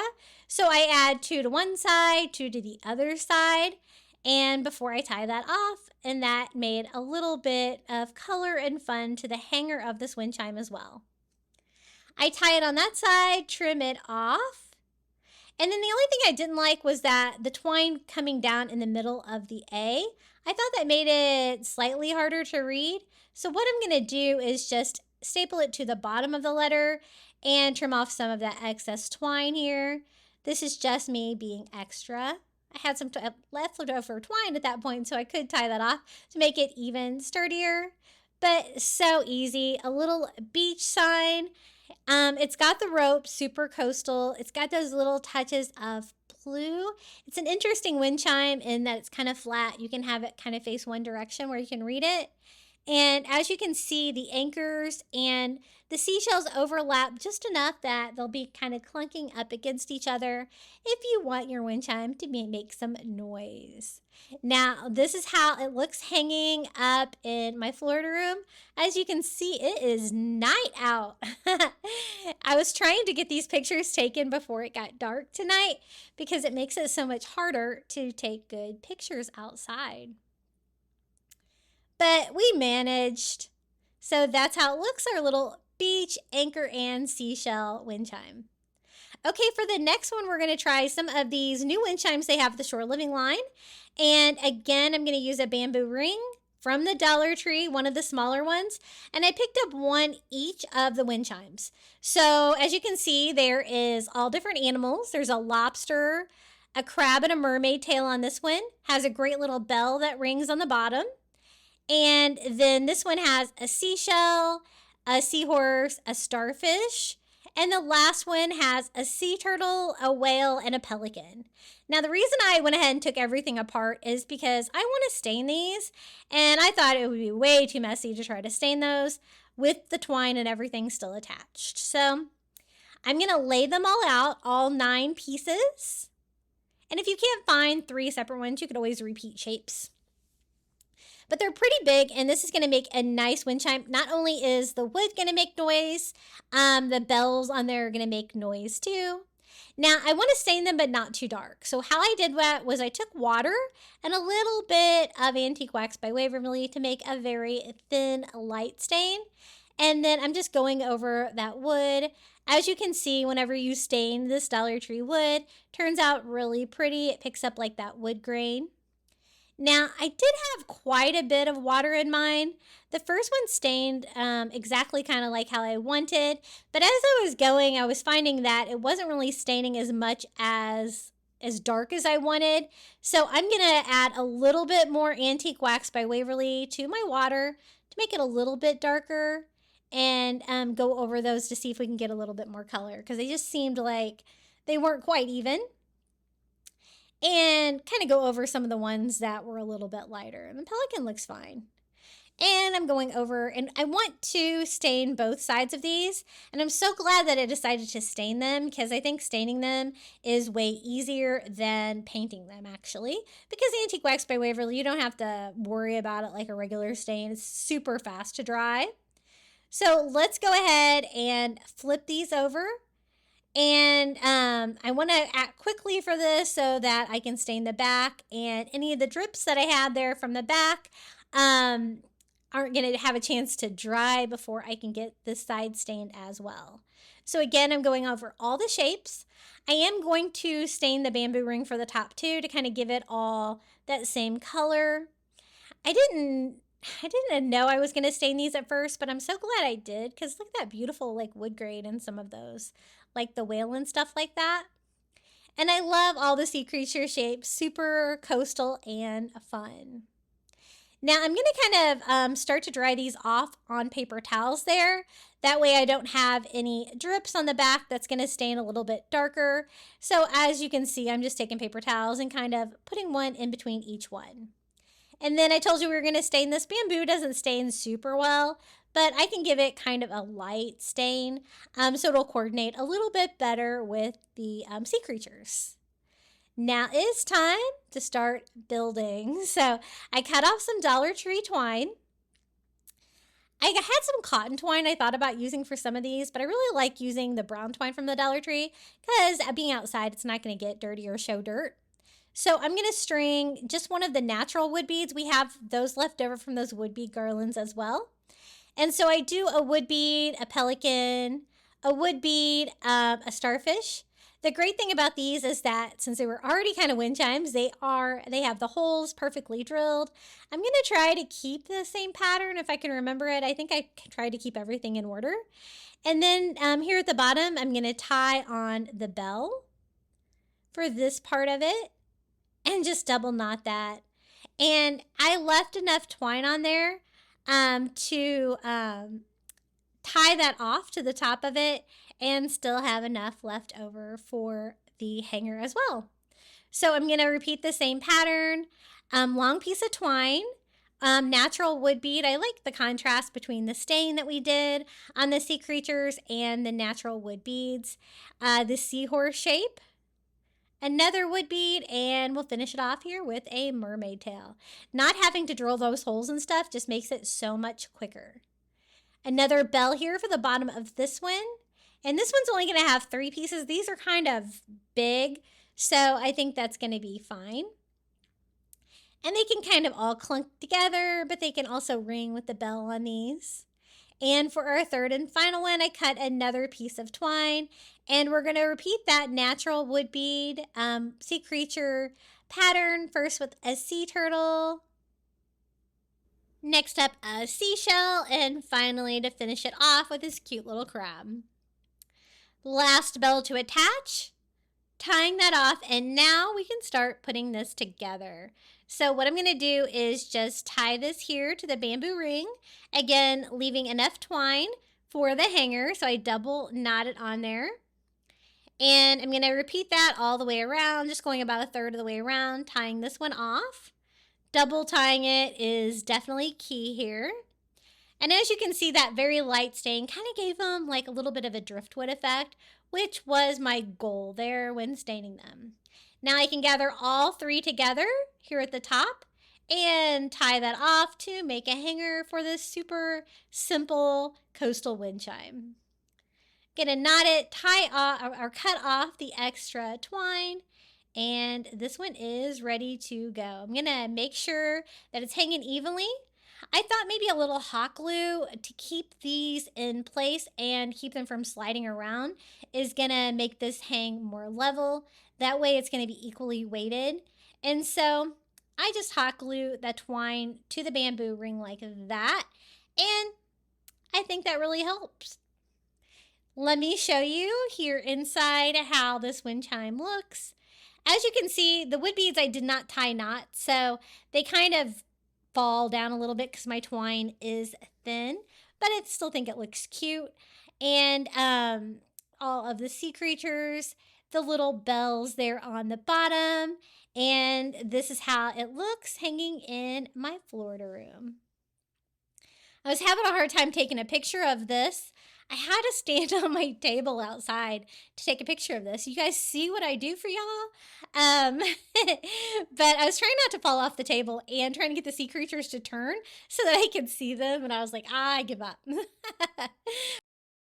Okay, that wraps it up for the wind chime DIYs. Up next, we're going to do coastal candle DIYs. I have 5 new coastal candles that I've made so far this year in 2024 with items from the Dollar Tree.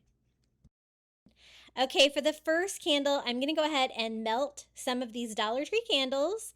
I just boil water on the stove, kind of turn it all the way down and put the candles in there and they will melt in no time. Now, I just needed a bucket or something. I'm going to use a Dollar Tree pot. I probably should have used something a little bit more watertight. I didn't realize how much these things leaked, but I'm going to give a go at a sand candle. I heard that you can make candles at the beach. Now, I'm not at the beach, and I think that would be kind of hard to film, so I'm going to try my go here at home. So I'm using Dollar Tree fake sand, which is not ideal, because when I try to wet it down, it doesn't really take the water too well. Like, I actually have to, get in there and really, really stir it to get the sand wet. But you need sand to be wet because we need to mold it to make a candle, and kind of like you're building a sandcastle at the beach, right? And I found that this Dollar Tree sand just kind of worked weird with the water. So if you can get some real sand from the beach, totally go for it. If you want to be ambitious and try it at the beach, you totally could. I don't know how you really melt the wax when you're at the beach, but we're going to try it at home and do a Dollar Tree sand version. So I'm trying to get that right consistency with the sand. Sandcastle material. You want your sand to kind of stick together a little bit, because what we're doing is we're going to make a mold for the candle that we're going to create out of the sand. And what's going to happen, it's going to be real irregular, but it's going to have sand on the outside of it. And I have some other plans as well. So I got that to the proper amount of wetness for the sand, and that's when I realized my Dollar Tree pot was totally leaking a little bit. But that's okay. I probably had too much water in there anyway. So I just put a paper towel underneath of it. And this is what I was thinking. I can just use a cup. I'm actually going to use a candle that I had that was just about the same size of candle that I want for this DIY. So I'm just trying to push that down and turn it into the sand to create a mold. I could only get so deep though. So let me show you what I did. I like that the width of it, that's perfect, but I think it's a little too shallow at this point. So I'm just going to go in with a spoon and I'm going to scoop out some of the sand, just like you're digging at the beach, right? And kind of put it up along the sides to make it a little bit deeper. I poured a little bit more sand in there because it was a little wet in there, and push that down. Get that same mold shape, but now it is deep enough. I think that will work. Now for decorations, I'm going to use some of the little mini seashells. These are the ones that come in the glass bottles from Dollar Tree. I haven't been able to find these in months. I know a lot of you guys were saying you couldn't find them, but I did check Amazon the other day and you can get like thousands of these things for like next to nothing. So they're just little teeny tiny seashells. I am going to use a variety, kind of mix it up. And I'm just pushing those into the sand, but only a little bit. Whatever part you push into the sand is the part that's going to be sticking out from the side of the candle once we pour it in there. And I'm so glad I learned about sand candles because this was really fun. You guys know I love experimenting and playing around with crafting, and this was right up my alley. Now, I have wick kits, but I totally couldn't find them when I was making this video, so I'm actually just going to use the wick from one of those candles that I just melted on the oven. So I put that in there first, cover it up with a little bit of sand, and I'm just going to use a popsicle stick to kind of rest that on to center the wick in the middle of the candle. Then I melted one of those light bluish green candles. They're so pretty. And I'm just going to pour that in. I probably should have stopped right there because as you can see, I overfilled it slightly. I think that it's not going to be a problem. I can trim that part off, but I want to make sure it's really full because sometimes those Dollar Tree candles can kind of sink down when they're hardening up. But I put it aside to harden up, and now let's make a candle holder for it. I'm going to combine one of the little new starburst signs from the Shore Living. It's like metal with a Dollar Tree candlestick. I'm just going to use plain white. I think that looks really coastal. And I'm going to add a little bit more of a coastal touch by just adding some Dollar Tree twine, wrapping it around the base just to provide a little bit of texture down there to that candlestick. This is going to be a nice sturdy base to hold it. And I wanted like a tray or a bowl because the candle is probably going to be like a regular shape, especially on the bottom. And so I thought this little star purse would work well. It did have a hanger on it, so I don't know if it's really necessary to remove it. I did remove it. It was a little hard to get it off, and then you kind of get left with a little bit of damage there on the back of it. But what I want to do is just sit that on top. I've made another Shore Living DIY recently where I made that into a candle, that starburst sign, and I really liked it. So that gave me an idea to try this. Now, the metal in the ceramic is hard to glue, so I'm going to use E6000 not hot glue because I want this to hold up and I want it to be sturdy enough to burn a candle on. So I add that. I don't know if I added enough glue, so let's add a little bit more. And you are going to have to let this set up a little bit. Right in the middle, I found that metal tray came down. You're just going to want to go with whatever you have contact with whatever you're building. And I'm just going to kind of touch up this area a little bit. Doesn't really match, but it's the bottom. You're not really going to be able to see it. And that's how I made the candle holder for my sand candle. And so I let my sand candle set up and I just dumped it out on a paper plate and I'm removing the excess sand. So just kind of scooping it out. It's kind of like upside down at that point because I just dumped it.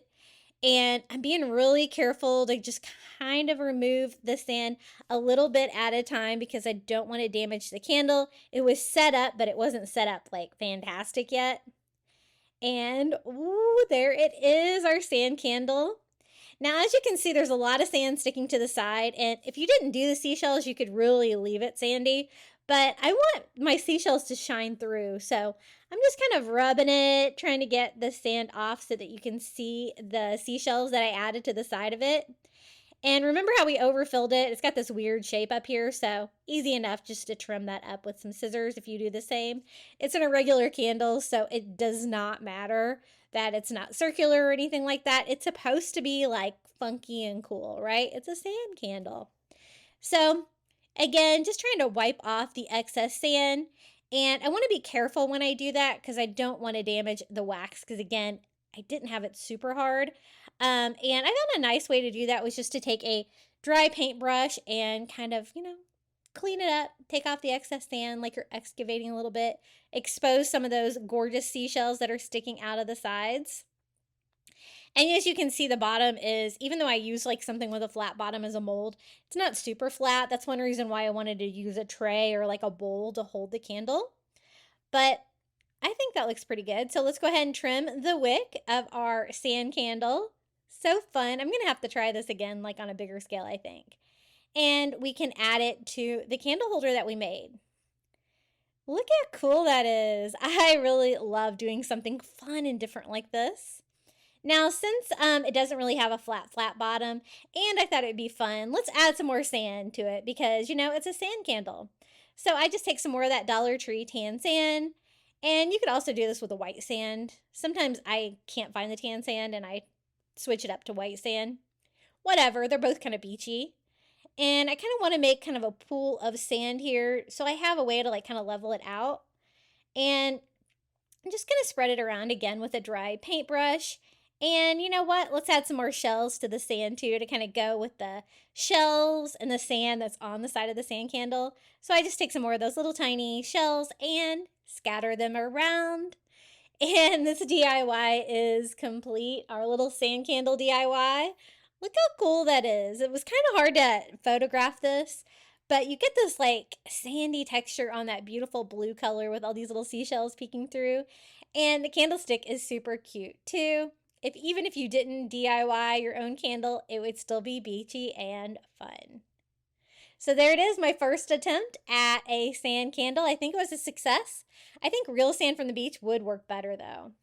Hey guys, if you're enjoying today's video so far, don't forget to like this video. It really helps. Thanks. Okay, for the next one, let's try a sea glass candle. So I picked up this candle holder from the Dollar Tree.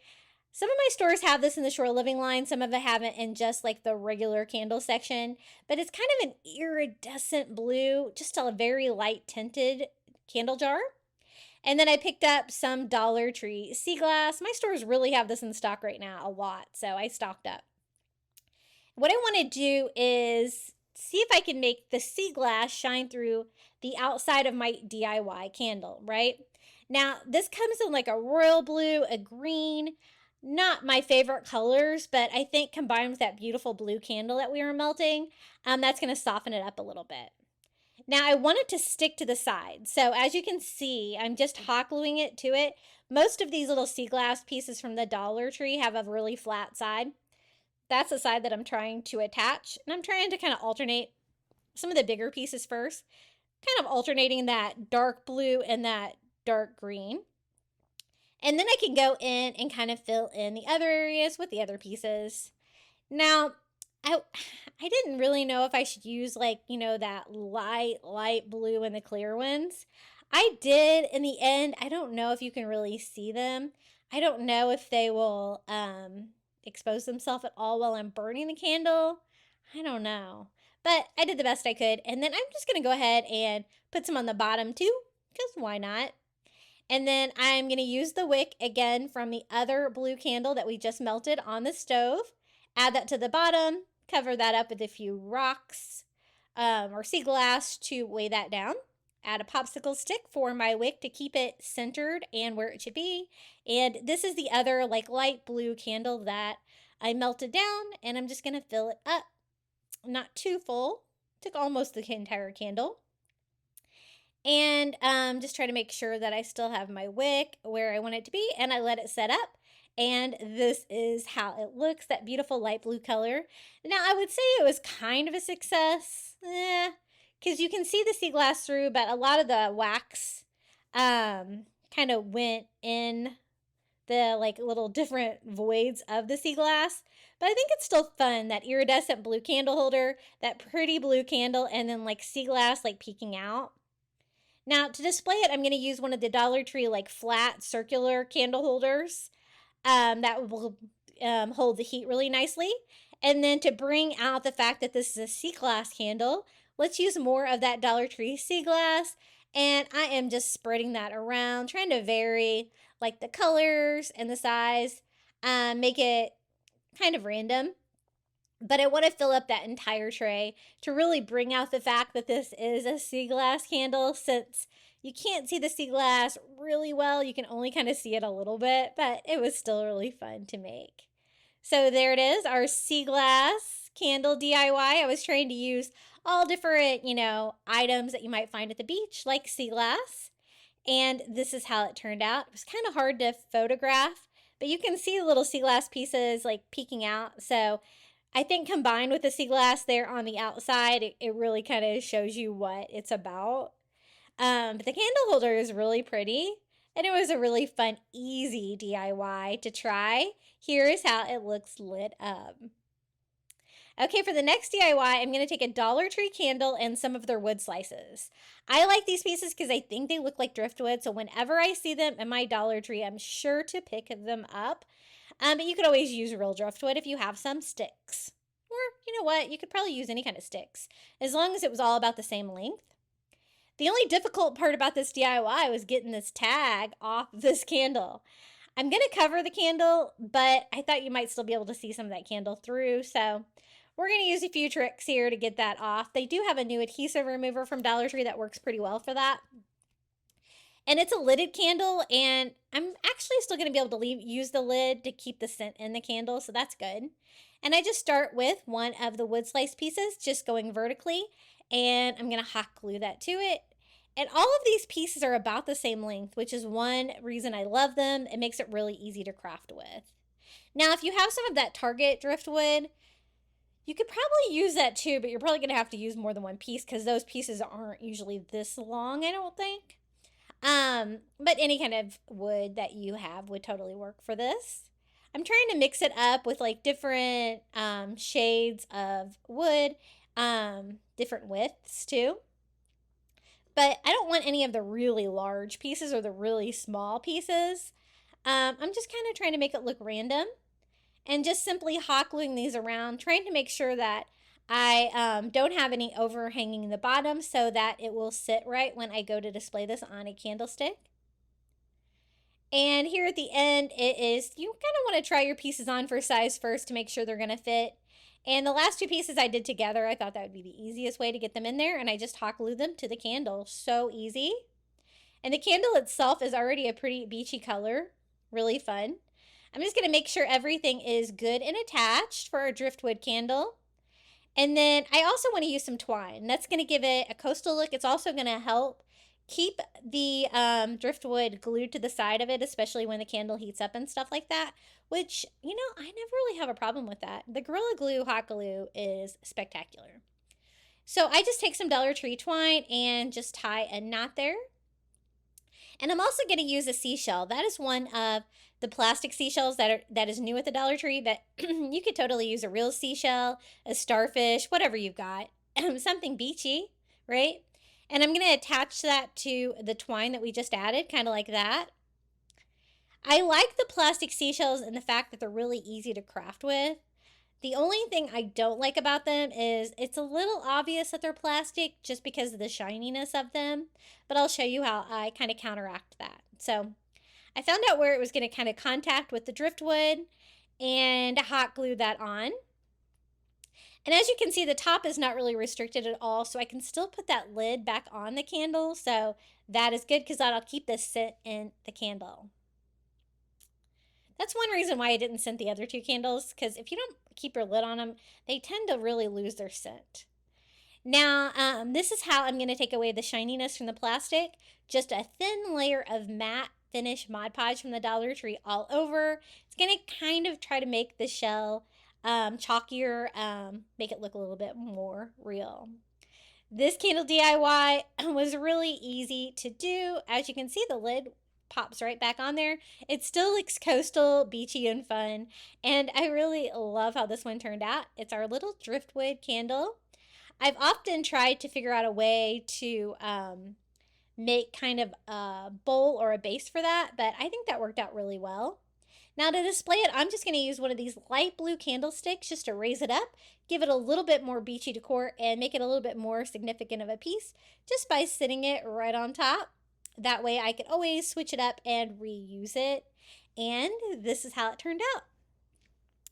We've got driftwood, we've got a beachy blue candle, we've got twine, and that light blue candlestick fits perfectly. Even with the addition of the driftwood on the sides, it fits in there nice and snug. And I think it turned out really cute. What do you guys think about my driftwood? A candle, this is how it looks all lit up. Okay, the next DIY, we're going to use one of these great jars from the Dollar Tree. It's the large one, and some of their floating candles. Now, this could not be more easy. I liked this because it was really big. I thought we could kind of make it look like the ocean by using some of the Dollar Tree blue pebbles. I was going to use sand at first, but I really wanted some color in this one to look like blue water, and I think that this is going to give me what I want there. This is some Dollar Tree seashells. I'm going to kind of scatter some of them around. They're kind of large, but they're all kind of the same thing. So I'm going to look in my seashell stash from the beach, find another seashell, put that in there. I wanted some like large ones. Really easy. You could always mix it up though and do some smaller ones as well. That's what it looks like so far. I love the color of the blue pebbles. It's kind of unexpected and fun. And then we're just going to simply fill the jar up with water, not too full, because you want to have something to bounce the Dollar Tree floating candles around on. And just add the candle to the top like that.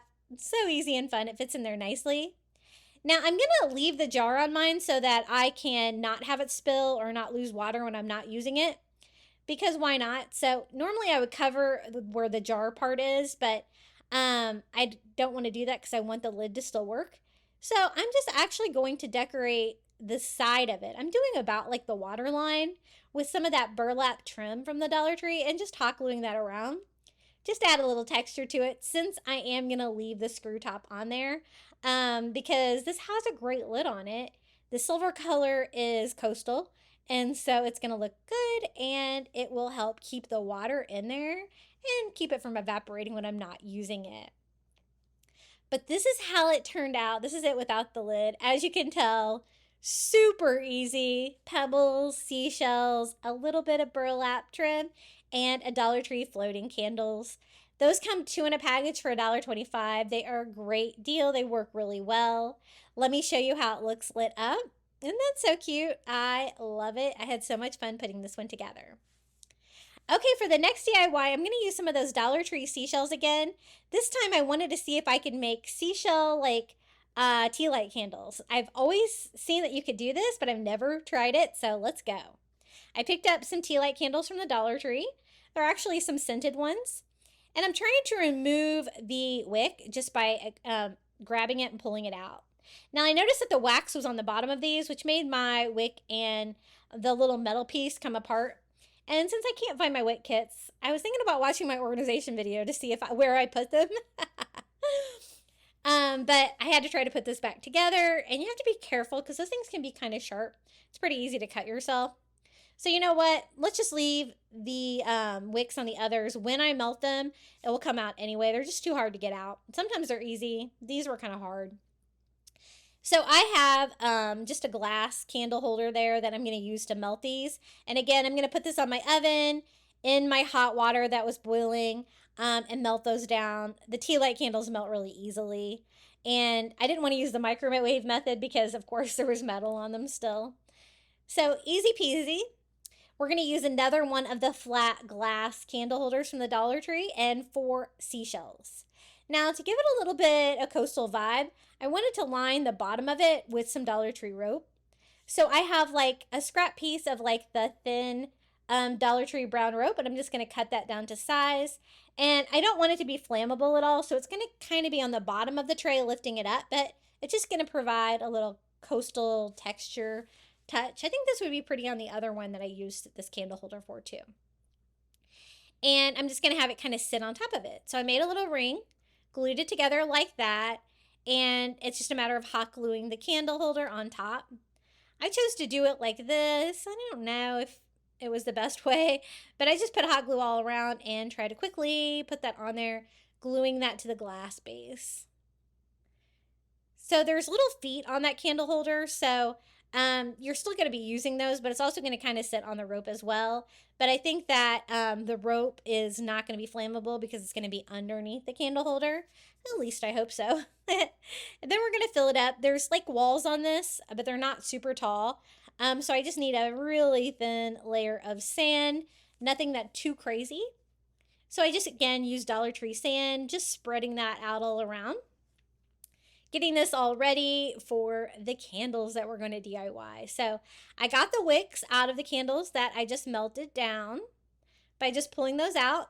They all stayed attached, so that makes it easier. And I'm using the actual metal that the tea lights came in for little stands for these to make them sit flat. And then I'm actually just going to use a dot of hot glue on the bottom of all these to make sure they stay put while I'm pouring in the new tea light candles that we melted down. So here it is. Nice and clear, and I'm going to fill these up. Some are small, some are kind of big, and I'm trying not to go too full, just right on those, so I just kind of add a little bit more until it looks good. Now they set up pretty quickly because they're nice and small, right? So here they are, little seashell tea light candles. This was so fun and whimsical. I really love it.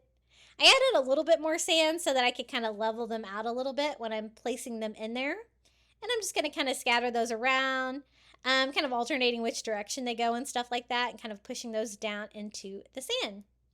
And while we're at it, let's throw some of the tiny seashells in there too to kind of really go with that shells on the beach theme.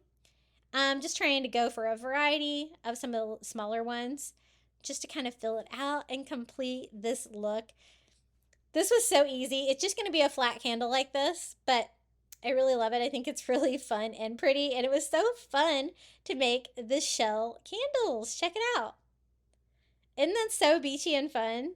I really love how this turned out, and I think I might use this out in my Florida room. I think it would be really fun for summer.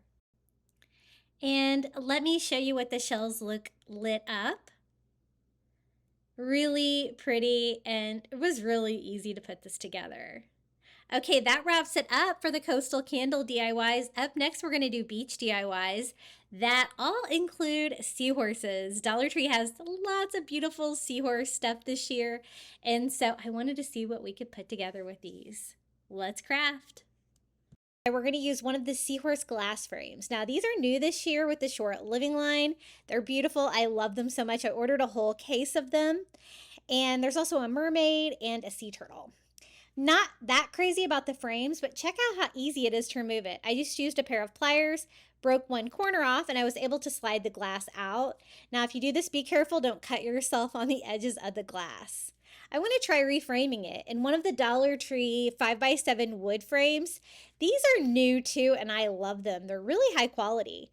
I'm going to go ahead and remove the glass, the staples, everything. I just want the frame because I want to frame that glass and I don't want it to have a back. Now, I did know just by kind of looking at it that the seahorse and the glass wasn't going to fit perfectly in the 5x7 frame. As you can see, it's just a little bit too big, but you know what? We're going to be able to make it work anyway. Now, I wanted to look like the seahorse is swimming in the ocean, and so I got some of this. It's a Krylon Sea Glass Seafoam, and it's a spray paint. I would look for this everywhere. I was only able to find it at Hobby Lobby online. We don't have a Hobby Lobby, so you might be able to find it at yours. But I'll try to include a link below to the Hobby Lobby link that I ordered it from because it was way cheaper ordering it from Hobby Lobby than anywhere else I found it. So I sprayed a thin coat on, which gave me a very light bluish green tint, but not near as blue as I want it to be. So I'm going to go over it again. This time I went a little bit heavier. I did notice I got a little bit of streaking, so you're probably better off the thinner coats, the better. I got a little carried away with this coat, but I wanted to really bring out that like seafoam color. I think it's so pretty, and that's going to be on the back of the glass. So I'll still be able to light it up, show light through it, but it's going to tint it this bluish green color. So I haven't tried this yet with these, so I thought this might be the one to try it on. I want to try to light it up too, so I have some ideas for that as well. But I'm just trying to make sure that I got an even coat with that last coat, since I did go kind of heavy, and give it a quick dry, and it turned out really pretty. I'm really happy with it. Now, to frame it, I'm going to have to get a little bit creative. So I just lay it on the back of the frame like that. It overlaps just slightly on all four sides. Now you're just going to need something to frame it out with. I actually had some of these bamboo sticks. I actually get these on Amazon, but you could probably even use like popsicle sticks. You're just going to need something long and skinny, because what we need to do is kind of make an extension to the frame to go back a little bit more, so that we can attach the glass, because there's not enough of an overlap to just glue the overlap down. It's just very, very minor. So I'm going to cut the bamboo sticks down with my miter scissors. It's really easy to cut with these if you turn it sideways. It won't cut anything flat. I have learned that from experience. So I'm going to go ahead and cut down a top and a bottom piece like that. I can attach those to the frame. I can also attach the glass to that. So I'm going to go ahead and get started with the bottom one. I'm just gluing it with hot glue, kind of making it kind of flush with the frame there, but leaving a little tiny lip. In that little lip, I put a little bit more hot glue in addition to what had kind of seeped out, and I just kind of sit my glass on that. I'm trying to be careful not to damage the back of that because it wasn't super dry. And then I do the same thing here with the top. So it's glued to those. It's kind of glued to the frame a little bit at that point, and I think it's going to hold. So let's go ahead and do the same thing here for the two sides. I love these little bamboo sticks. I ordered a huge package of these on Amazon, and I have been using them for a couple of years. They are really versatile, and you can make a lot of cool stuff with them. And they're very small, so I think they're going to be great for this application. So I do the same thing on the sides. I just put hot glue down first, and I'm kind of gluing it all together at once, all three pieces, by where I put the hot glue and then put my final piece down. Now, let me show you how this looks. Isn't that so cool with the blue tint? I love it. Now, I just need to find a way to make it stand up. And for that, I'm just going to use some chunky craft wood from the Dollar Tree. I'm going to cut it down a little bit. It was a little bit longer than it needed to be, and I have a saw, so why not? And I just cut it down, give it a quick sand, and that's going to be a perfect base. The chunky one is perfect. The only thing is the wood is a little yellow compared to the wood in that frame. I do want to leave it wood, but I'm going to have to tone it down. So I do that with some Beachcombers beige, I think this is. And I'm just going over the wood with a very thin coat of that tan color and then wiping off the excess with a paper towel. It's going to give me kind of a stain and take that yellow tone out of the craft wood so it matches the frame a little bit better in tone. I think that goes together way better. So let me give it a quick touch up. I think that looks pretty good though, and we can go ahead and attach it. Once I make sure that I have it really dry, we can glue it together. I do that by just putting hot glue on the bottom of the wood frame and centering it right on there, standing it upright.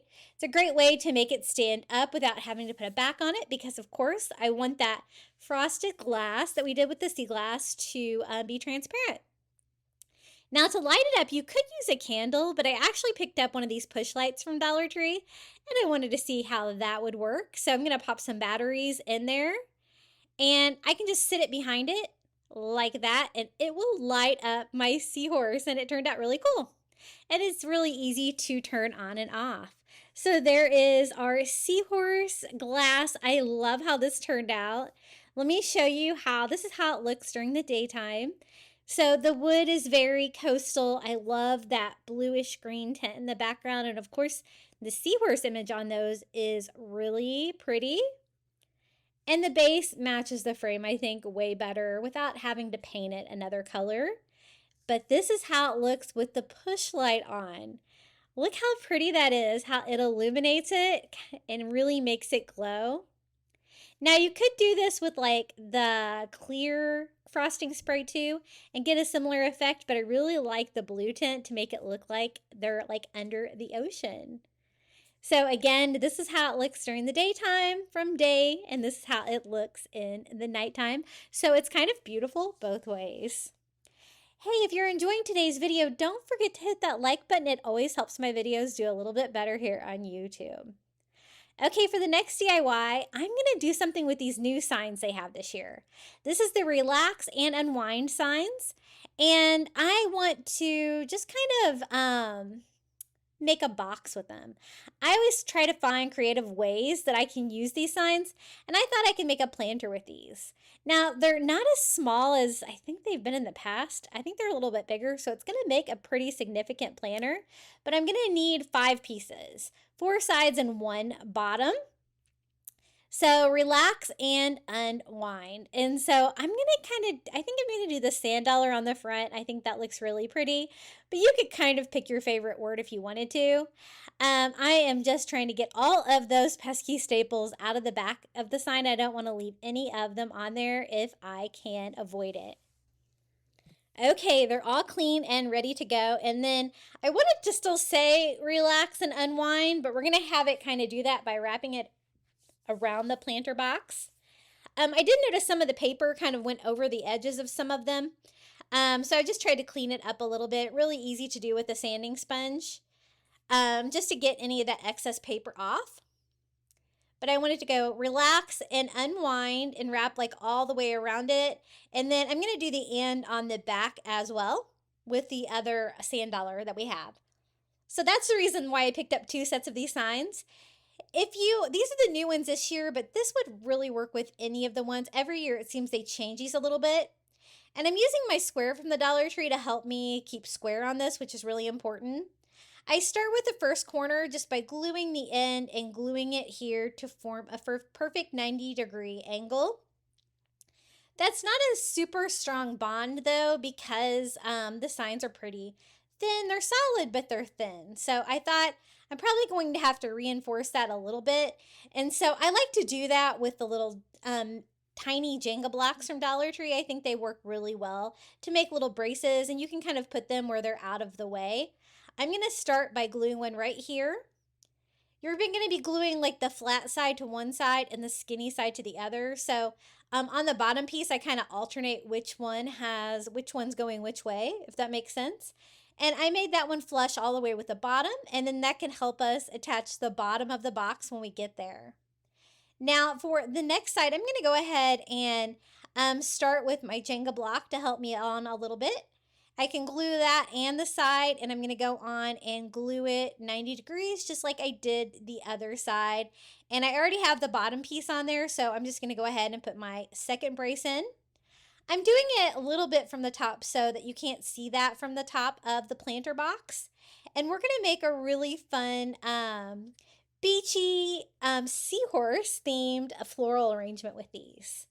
Now for this side, I'm just going to go ahead and attach all 4 blocks. So I attach 2 sideways and 2 on their edge there. And then that's going to help me glue everything together. I'm going to try to do it all in one shot by attaching the 4th sign, which is the other sign there to the back. So the other sand dollar. So it still says relax and unwind. And then I guess the other way it says unwind and relax. But that looks pretty good. I have it flipped upside down, and now I can just choose any of the signs. It doesn't matter. I'm going to have the unfinished side on the bottom just because that kind of makes sense to me. And put some glue on all 4 of my Jenga blocks and on the 2 edges that it's going to overlap. It's only going to overlap 2 edges just because of the way I kind of constructed it. I am going to go ahead and frame that out a little bit though. That's going to make it a little bit more level in the bottom, but it's actually kind of fine like that. But that's what our planter box looks like at this point. It's super cute. I'm just going to give it a quick touch up here, make sure none of that paper is overlapping it, and we can keep decorating this. Now for foam, I'm just going to use Dollar Tree foam in there. It is a big box, but I think we can make it work. And I'm going to use some of the short living greenery. I tried to choose the ones with seahorses and the ones that have the green stems, not the brown stems. I ordered a whole case of those online too. I was lucky enough to find some of my stores as well with the short living line this year. Hopefully you were. And I just cut one of the long pieces down. I still need a little bit more though, and so I'm going to have to use part of another one to fill this up. They're gonna be kind of shallow in there, but I think it's gonna be okay. I don't think I really need to lift up the foam or anything since my box is so big there. Then I want to kind of frame it out. I probably should have done this before the foam, but I just wanted to use some rope along the tops to kind of give it a finished edge on the planter box. And I'm also gonna run some rope along the bottom, which is going to kind of level out the bottom. If you remember before, not all of like the sides kind of match up down there. And so I'm going to start on the top. So I just do a bead of hot glue along that top of that sign and start the rope by gluing one side down at a time. And I'm going to do that all the way around, just continuing that same piece. It's going to kind of give you rounded corners, but that's better than cutting and having to cut it and have all these loose edges. But I just do that one all the way around, and I really think that it helped give it a more finished edge there for the top of the planter box. And now we're going to do the same thing on the bottom. There's kind of a lip here on the seahorse side for the way that I kind of built it. The front and the back is a little bit skinnier than the sides.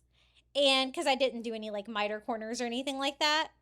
And then I can run this piece along the front sign, or I guess the side sign, this one across the front in that little lip. And then I'm going to continue that all the way around on the fourth side to finish this off. And it just gives it another little coastal touch. So that looks good. Just make sure all of your rope is glued down.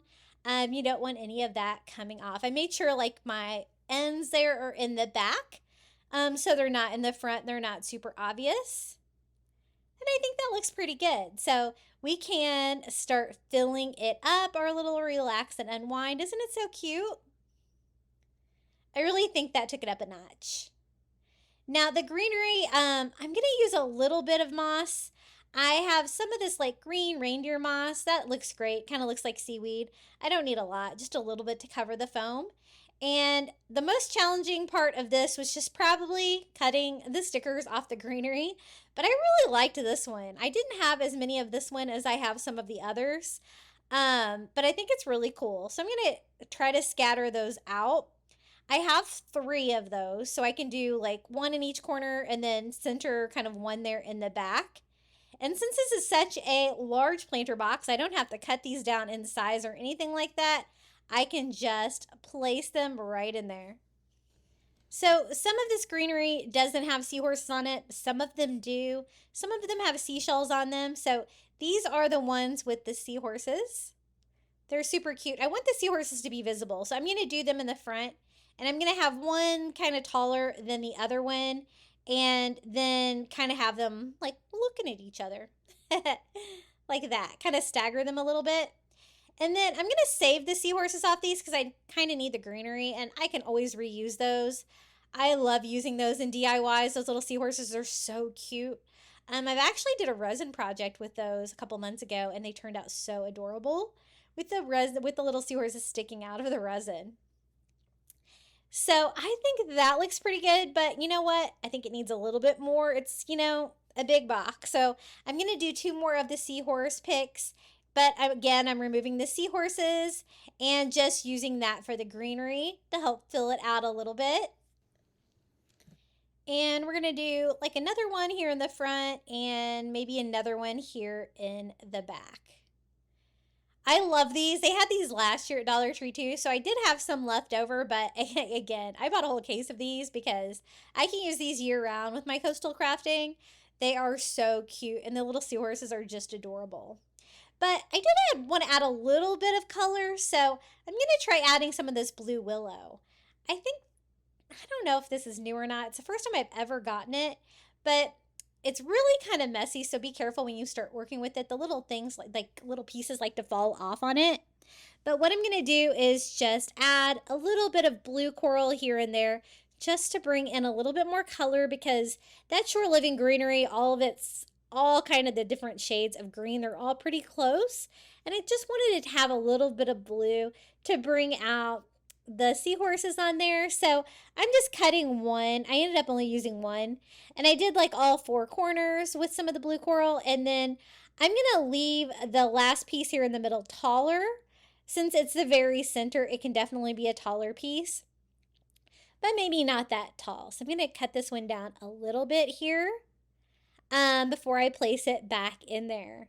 And I was still wanting like a little bit more blue color even after I added the blue coral like that. So I think I'm going to try to paint the seahorses a little bit too to help them pop instead of that like white dusty color. I'm just going to distress them a little bit with this color. It's called Key West, and it's really pretty shade of blue by Apple Barrel. And as you can see, I'm only distressing it, just bringing out little parts of the seahorse to kind of match that blue coral that we added to it.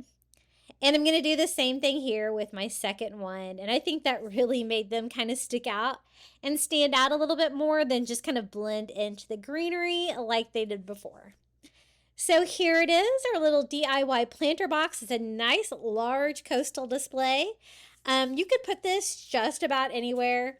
I think it would hold up fairly well on a porch if you had like a covered porch or something like that. I think I'm going to use mine inside, like in my entryway area. I think I have the perfect spot for this.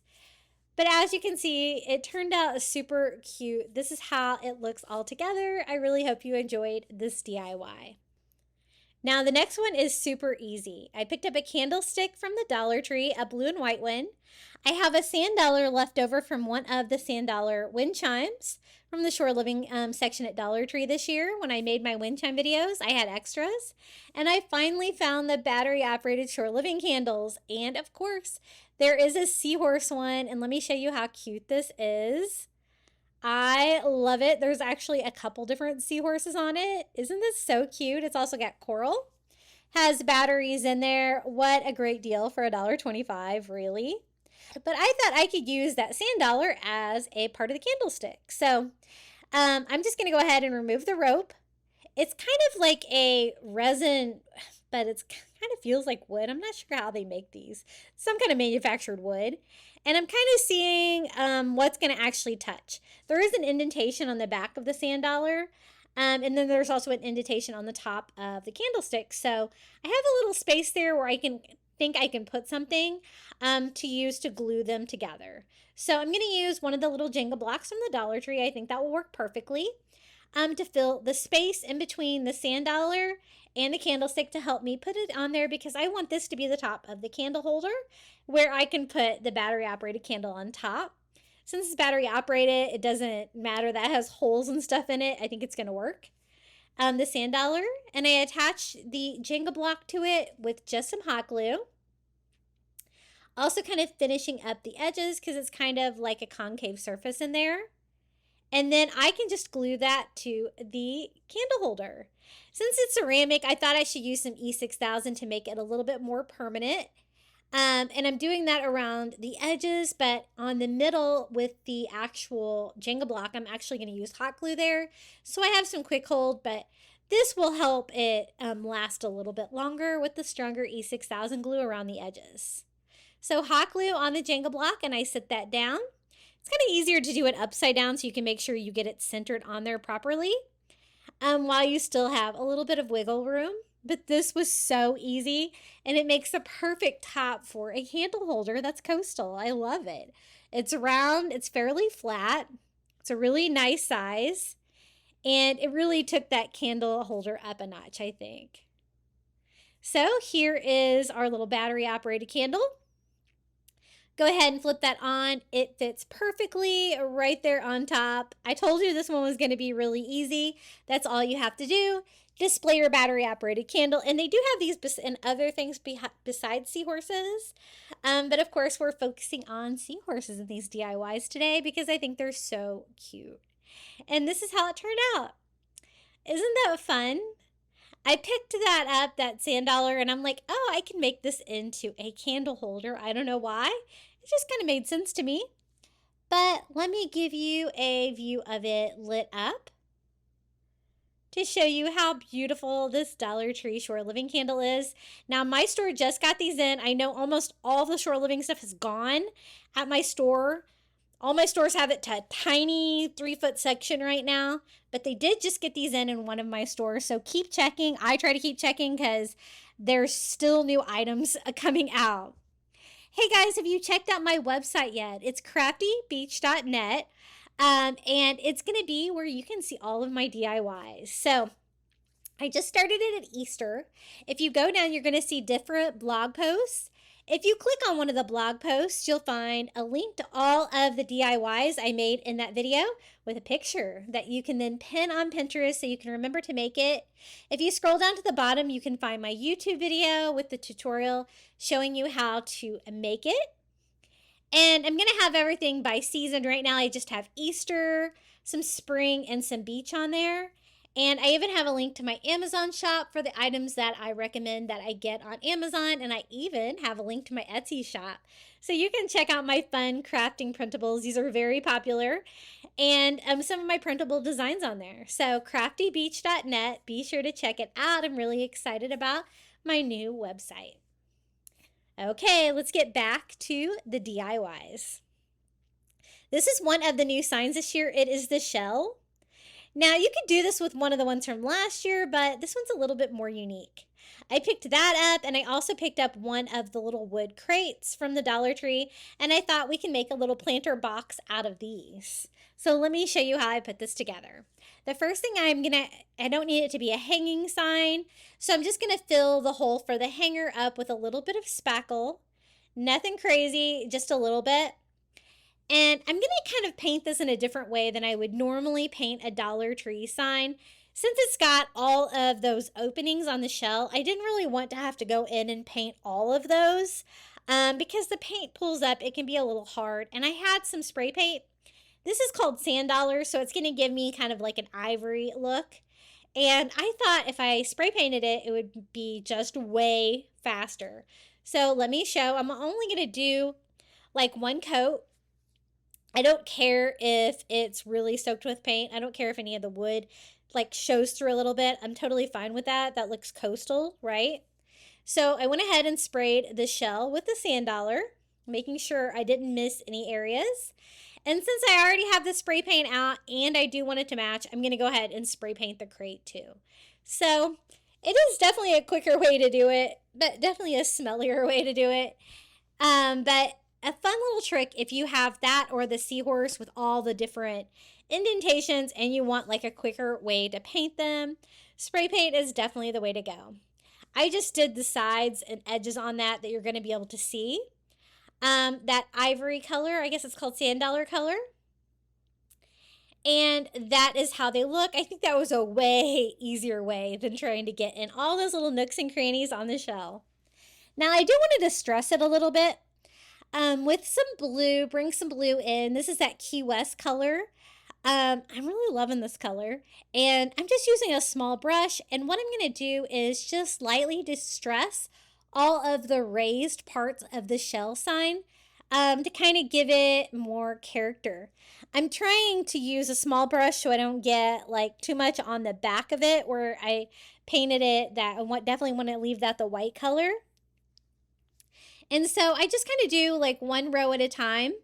And I don't want full coverage at all. I just want it to look distressed. So as long as a little bit of blue gets on it, I'm totally cool with that. And I'm going to do that for the entire shell. And I'm even going to do it like, of course, for the ones that go across here as well. To bring that out, I'm also going to distress the crate with that blue color. And I just wanted to do that to bring out the detail of that fun Dollar Tree Shore Living sign. I think this is the first time I've crafted with this sign this year. And then once I get it blue, I'm going to go back and distress it with some ivory. So I didn't want it to be too bold. I just wanted a little bit of blue distressing. And so that's why I go back and distress it with my original color. And that helps me to touch up any of the blue that I might have got on the back as well. And it gave it just a very coastal farmhouse feel in a very soft blue color. I think it looks really sweet. That looks pretty good. So now we can focus on the little planter box that we're going to attach to the front of the shell. And we're doing this all to display a fantastic Dollar Tree seahorse. I really love it. So again, I'm just using that tiny brush and just giving it a light distress with the blue. Nothing crazy. And I'm going to do that on all four sides where it's visible. If you get too much on there, don't worry about it. You can always take like a baby wipe. I always have a baby wipe handy when I'm crafting, especially when I'm painting, because you can kind of blend that in and clean up any mistakes before the paint has a chance to dry. So I think that looks pretty good, a pretty even level of distress. And then I kind of go back and distress that with a little bit ivory like I did the first time, so it'll correspond well with the shell sign. Now the shell does kind of fit down in there just a little bit. There's a little bit of an overlap. I think enough to attach it. So I'm going to put some hot glue right there where there is an overlap on the bottom of the shell and sit that inside the wooden Dollar Tree box to glue that on there. Now to make it a little bit stronger, I didn't want that part falling off. I just flipped it over, and I'm actually just going to use my staple gun to put like one staple here in the back just to make sure that it is going to be nice and strong and the shell part doesn't fall off my planter box. Now that we have it all painted, I think it's ready to go. We can fill it up with some floral foam. These are the smaller little cubes from Dollar Tree, but still not quite small enough. I still had to trim them down a little bit. I like to use those fun noodle knives from Dollar Tree to cut them with. It works really well. And I just fill up my box with that. And again, using some reindeer moss makes some great seaweed to go on the top of my planter box. I love finding creative ways to use Dollar Tree signs like this to make something besides a sign. This is the little seahorse I was talking about. It's the metal yardstake. It's so pretty, and I love the way it's painted. So I only want it to be about this long. So I just take my pliers and I bend the yardstake all the way around, getting that like as tight as I can with my pliers, and then I can pull it back, go the opposite direction, get that as tight as I can get it. And if you go back and forth a couple of times, it will just break off the length that you need it. And I'm using some of that willow again from Dollar Tree. Again, I think this is new. It's the first time I've picked it up. I've got the glitter coral before, but this is not glittery. And I'm going to use a blue that's very similar to the seahorse, but I didn't want it to all be blue. It kind of blend in together. So we're also going to do orange. I thought that would be fun. They also have yellow. That could be really pretty too. I'm just going to cut the little willow into individual branches. We're going to call it coral. And I am going to put like 3 here in the back, and then we can do like 2 here in the middle. That kind of makes sense because I like to work with odd numbers like that. And then I can go in with the orange. It's going to give me a little pop of color, something different than the blue for sure. And I put one of those on each side. And we're going to put 2 of these in the back here as well. I'm not going to do the last piece because I want to save that area right there for the seahorse yardstake. And I just put the yardstake down into the floral foam like that. This was really easy to DIY, and I think it turned out really cool. What do you guys think about our little seahorse in coral with a shell background? I think it's really fun. You could display this in any room you're doing coastal decorating, or it would be a really fun planter box for summer decor. But I'm glad that I added that orange. It's kind of an unexpected color, but I do use that color sometimes in my coastal decorating because it just kind of pops against all of the blues. Now check out the new seahorses they have this year. I was so excited about these. They're perfect and they don't need anything. But I did want to make a stand for them. So I picked up a palette sign and a little square palette box, and I thought I can make kind of a stand to display those on. Something that would look kind of like something you would find at a harbor or a dock or something like that. So I just removed the hanger from the back of the palette because this is going to be the bottom of my stand. It's just going to kind of stand on these little 2 pieces. So I want to try to get as much twine as I can get off of there. Those staples are really in there for some reason. And just remove the sticker. That is ready to go. Now I wanted this to kind of just look like a crate. something that would be sitting around on a dock, right? And I'm going to have it upside down to provide a little riser. So I just removed the rope handle on that one, cleaned this one up a little bit, and then I kind of want to stain them a little bit just because the finish is so white and doesn't look like something that would actually be used. So I just want to give it a little bit of stain. And so I'm mixing, this is just Antique Wax by Waverly mixed with a little water. Actually way more water than Antique Wax by Waverly, just to give me a very light stain for this. And I'm going to go over all of the slats here on the bottom. I love these little slat board signs. I always try to have a few of those on hand. They're great for crafting. And I'm going to give that same very light stain to the crates as well. This is going to soak in a little bit. It's just going to kind of make them look like real crates and less like brand new wood like they looked before. Just a little bit of color to those. That's what it looks like when it's dried. So as you can see, definitely very light stain.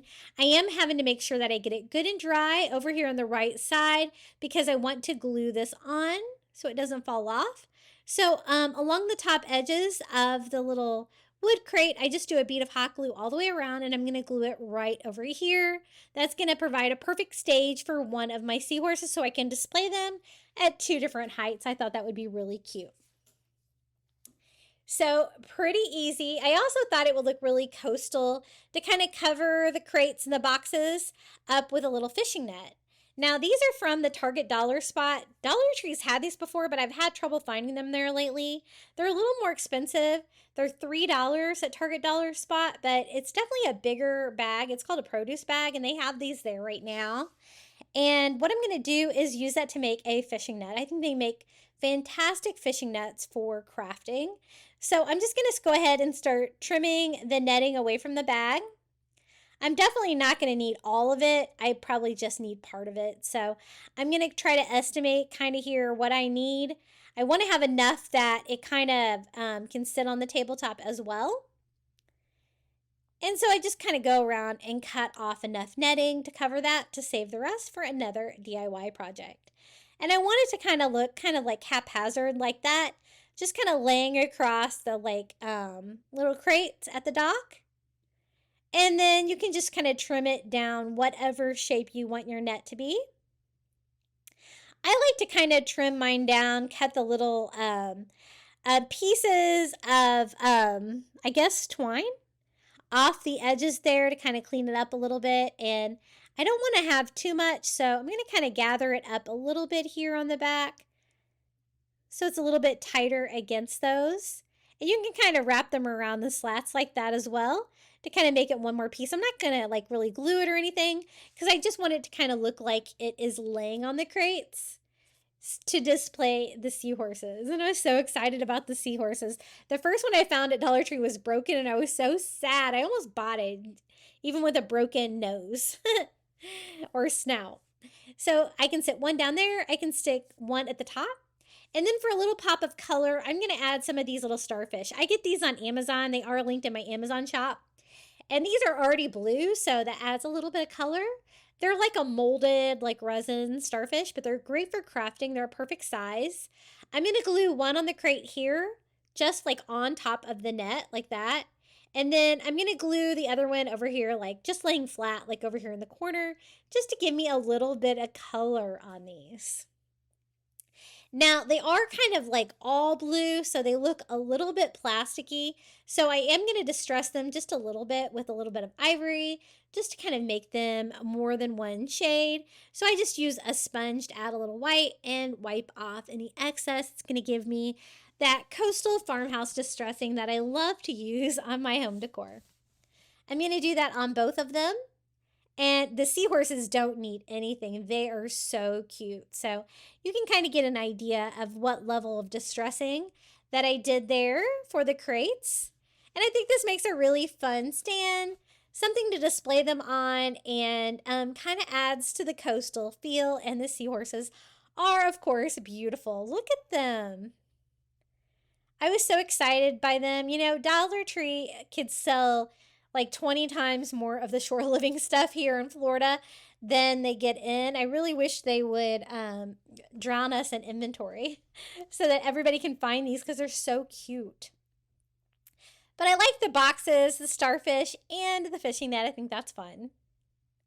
Now for the next DIY. I'm going to kind of turn this charger that I found at Dollar Tree the other day into like a wreath or a wall hanging. It's rather large and it's clear plastic, and I've never seen this one before. But I thought it would make the perfect like wreath. So what I'm doing is just removing that super sticky tag that was on the back of it, and I'm going to make a really fun display with the new Seahorse sign this year. Now, I don't want it to be clear. I want it to look kind of blue. And since I'm really excited about my new spray paint, I'm going to try that on this one as well. I was trying to decide which side I wanted to paint, if I wanted to have the paint under it or on top. Again, I'm using the Krylon Sea Glass Sea Foam. I'm obsessed with this. If you can't find this, you could always do like the Mod Podge mixed with food coloring technique that I used in a recent video. That would work as well. I decided to do the top on the plate, which is going to be the back of my display. That way, if I hang it on my door, it'll be protected from the weather a little bit. So once I decide that, I'm just going to go ahead and start spraying this down with that beautiful like frosted blue-green color. I really wish you can get this on Amazon, but it's really expensive, which is why I bought that at Hobby Lobby. But I wish it was more readily available because look how beautiful that color is. It's so coastal. I love it. And spray that down. Once I get it dried, I did go over it with another thin coat to try to make sure I have good, even coverage. I want it to look like a seahorse in the ocean with that blue background behind it. So I just went over it with enough until I thought it looked pretty good. It was kind of bigger than my box, so I was trying not to get spray paint everywhere on my craft bench, but I just did a huge cleaning in my craft area, and it is pristine out there. I tell you, it's been about 6 months since I tidied that space up, and it was a chore. Now on the back, I kind of got like some overspray or something. It looks kind of crappy on the back right now, but you know what? We can clean that up. It was just a little bit of residue.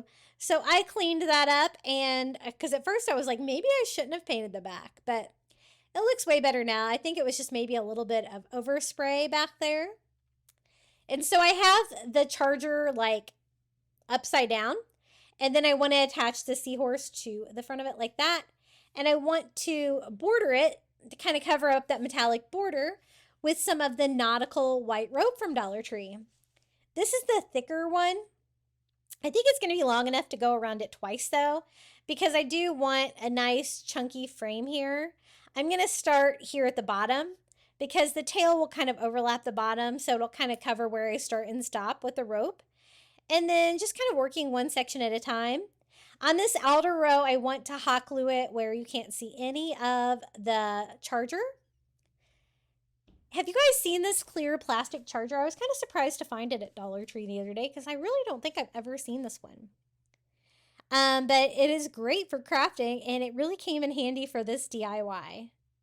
Now I'm going to continue hot gluing all the way around. Once I get to the bottom, instead of cutting it, I'm just going to keep going with that same piece of rope. That way I don't have to kind of start and stop there. And I'm going to continue going all the way around, hot gluing that as I go. And that gave me a great border. I'm trying to keep it tight together. Another little coastal touch to go with the blue background and the seahorse that we're going to DIY for the front of this. And I absolutely love how this turned out. It's so cool. I'm trying to decide if I'm going to use it as a wreath for my front door or if I'm going to use it. I think I might just use it as a wall hanging in my house. It's so coastal and fun. This is a seahorse that we're going to attach to the front. It's kind of like the seashell signs this year where it's got like the two signs glued together with all the individual sections in there. So again, it can be a little tricky to paint, but what I'm going to do on mine is I'm actually going to stain it. We've already got all that blue color in the back of the sign, so I'm just going to mix some of the Antique Wax by Waverly with water to do that light stain again. And we're just going to stain it. And it works really well for this because it kind of soaks in the stain. So you don't have to worry about like the paint in the corners being thicker or making little dots in the corners. It's just kind of all gonna soak in because it's so watery, as you can see. But again, I'm using a brush so I can get in all those individual parts to give it that light stain. It's gonna give me kind of a driftwood feel. I don't want anything too dark because that would be too coastal. And if you find you get too much in any of the individual sections, you can just kind of flip it upside down, get that out, so none of it like pulls up. I'm gonna kind of dry it off very softly with a paper towel and try to make sure that my stain is kind of even. The tail was a little bit lighter, so I just added a little bit more, let that soak in a little bit. And I think that was a really easy way to take care of painting one of those, since they can definitely be tricky to paint if you're going to go in all those little interior sections of the seahorse. Now I'm going to try to use this as the hanger since my plate doesn't have a hanger. So I just made sure to make this nice and long. And if I need to, I can wrap that around the back of this when I attach it. I want my tail to go down and cover up where all of the rope starts and stops there at the bottom. So all the exposed areas of the rope looks perfect. And I'm just going to glue this section here to the back of our plate that we dyed green. That way it has lots of contact space. It's going to be nice and sturdy. Gluing the wood to the plastic. Now for greenery, I'm going to use some of the Shore Living greenery. This time I'm going to go with the ones with brown stems. If you have any of these, you know, half of them are green stems, half of them are brown stems. And they definitely have a different vibe and look, and I don't like mixing them together. So I think the seashell ones would be really cute. And the brown ones like this. I have some that have like some of the long leaves on there. Those are really pretty. That one right there. And I'm just going to kind of see what works. I think I need like 2 of those with the long leaves and like maybe 2 of these with the seashells. They also have the ones with the seahorses. You could use those as well if you wanted. But I think I'm just going to try to stick with the shells. So that's the one with the seahorse that's brown. And I want to kind of like fill it in, kind of like a wreath, having all the greenery like coming from the bottom, but also looking like a bed of seaweed for our cute little seahorse. So I thought that the easiest way to do this would be to just dismantle these. They are all put together at the bottom with like a floral tape. So you can kind of rip it and then you get like the wired pieces that are individual that you can kind of go around the arc of your wreath, which is what I did. I'm just gluing the metal tip down like into the rope area underneath the seahorse, but also gluing the greenery to the plate. So when this is hanging on the wall, the greenery doesn't like fall out at you at all. I definitely want that to stay in place. Now I want to use about the same amount of greenery on each side of our seahorse. It doesn't necessarily have to be in the same place though, just kind of whatever works. But this is kind of like, this kind of looks like seagrass. This is pretty cool. So I definitely thought that would look really cool with a seahorse. Now, this next arrangement has like a really long leaf that is really cool. It's kind of like jagged. It looks like something you would definitely find in the ocean. I'm going to glue the wire down and then glue that giant leaf down to that, kind of going up the sides of the seahorse. I'm going to do the same thing here on this side. And as you can see, even though I'm adding the same piece to each side, I'm not doing it in the same order. I don't really want it to be symmetrical. I just kind of want it to look like an underwater, like kelp forest or whatever. I guess not kelp, seaweed forest. And some of this greenery has like all different kinds of pieces. For this one, I took it apart in like 3 different kinds of pieces that it has. I'm just going to scatter those pieces around. I'm going to try to use everything if I can. Even some of the tiny pieces, I can have them kind of popping up from behind the tail here. You know how seahorses like to wrap their little tails around seaweeds and stuff to hold on to? And so I kind of want to give it that vibe. And some of the smaller pieces here towards the top where you can see them a little bit better. And as you can see, there's even like a little bit different coloring in some of these pieces. Like these are a little bit lighter. And I think that looks nice, contrast against all of the green. Just gluing those in place. Now what I have left are the seashells. They are like on wires, which is kind of cool. So I'm just going to go ahead and leave them on wires because that kind of makes sense, right? I'm going to kind of put that down in the greenery arrangement we did, but also kind of glue the shell down. It's kind of heavy. I don't want that sticking out too much. There's two different sizes. This is like the large, like cone shaped shell. We're going to do one of those as well by trying to glue the wire down in there and then also gluing it to the plate itself. We're going to do the same thing here on the other side. That's a smaller shell. And then we're going to do a larger one. The wire is fairly thick on those, but I didn't have any problem cutting those down to size. I was just using the floral scissors from Dollar Tree. I really love those things. I've had them forever and they work really well. And I thought maybe a few more. So I'm going to do 2 of the small shells and 1 of the large shell on each side of the seahorse. And I'm just going to save the other 2 that I have because I think that's enough. So gluing that last one in place, doesn't this look so cool? I'm really loving that seafoam frosting. It's so pretty. Now to make it hang properly, I'm using my long hanger and I'm going to attach it to the back of it by doing another knot here and gluing that knot to my actual plate just to make it hang better because otherwise it was not going to hang flat against my wall. And I still have enough of a hanger left to hang this with. And let me show you how it turned out. I think the Dollar Tree Seahorse stained, that very light color, brought out that great wood grain. And the combination of that with that blue background, the rope looks coastal, and then of course all that shore living greenery. I'm obsessed with it. I'm so glad I decided to order a case of it online because it's always hard to find in my stores. But I think it turned out really fun. What do you think? Okay, for the next DIY, I picked up a couple of these wind chimes from Dollar Tree Shore Living line this year. And I'm going to try to make a little jingle like mobile. So I'm going to use 2 of them. They have seahorses, so we're staying with the seahorse theme. And I kind of wanted to make a fun like little jingler for my door to my garage. So that's where I'm going to display mine. I want the seahorses, of course, but also I'm also going to keep a starfish and a seashell, and then I just picked up an old piece of driftwood from the beach. I thought I could organize this where the seahorses are one color of blue, the starfish is one color of blue, and the seashell is a different color of blue. So we're going to use a total of 4.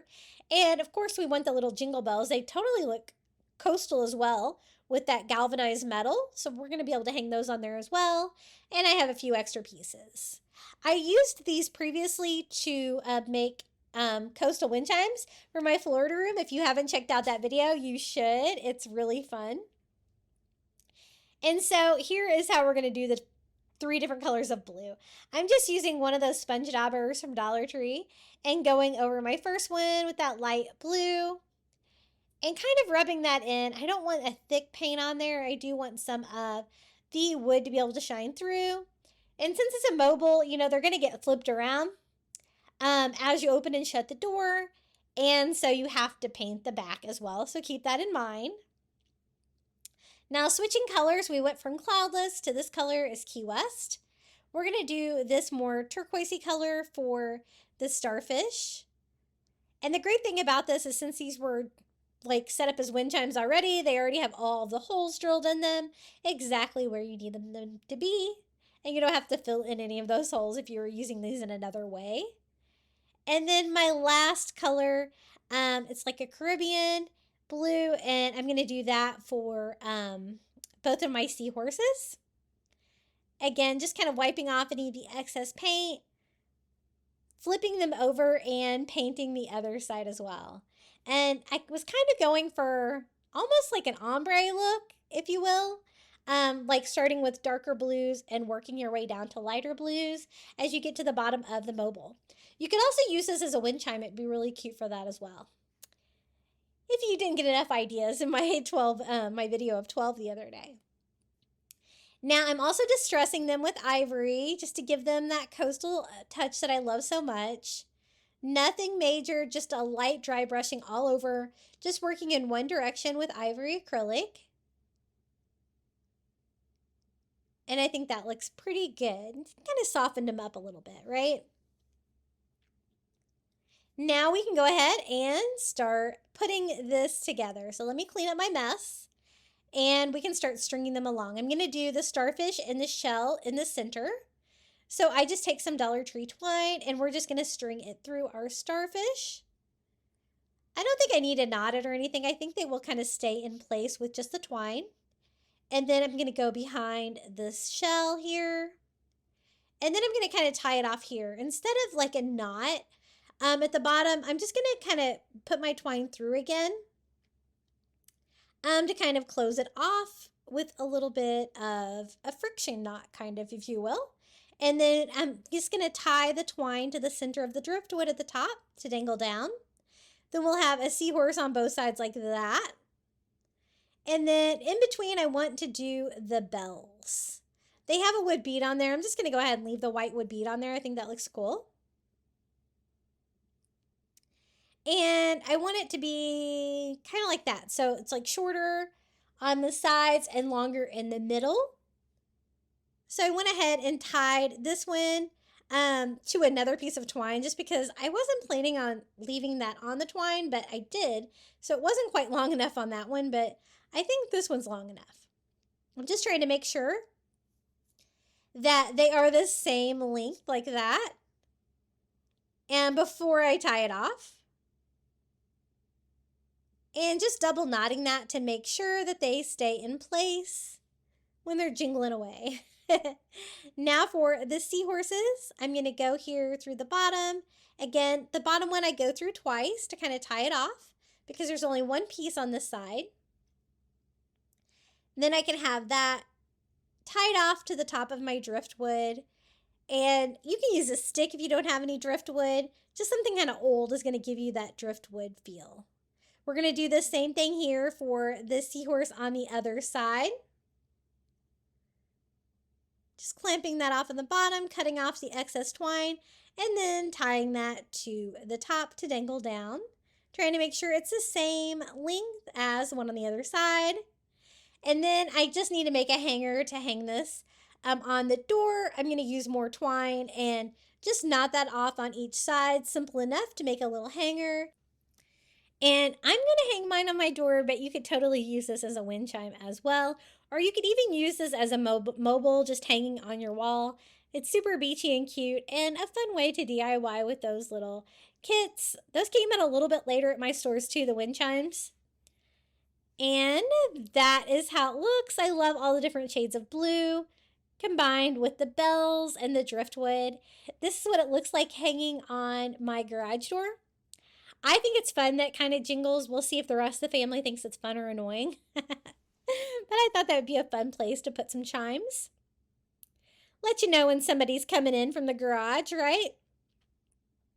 But I think it turned out really cute. It was really easy to make. And that's it. We had 26 new Dollar Tree beach DIYs this year. I hope you enjoyed today's video and got lots of crafting inspiration. Be sure to leave your favorite DIY if you can decide down in the comments below or just come say hello. And don't forget to like and subscribe to my channel if you haven't. Enjoy.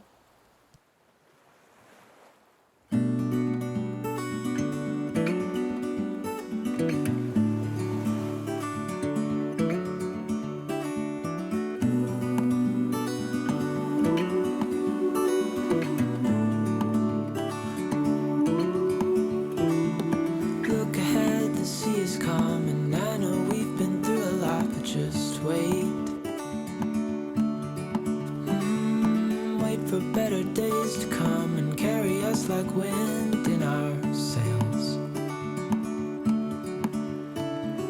Hold on tight, I can smell the shore, it's right in front of us if we just hold on tight. This vision that I saw is getting closer every dawn. We are dreamers of the shore.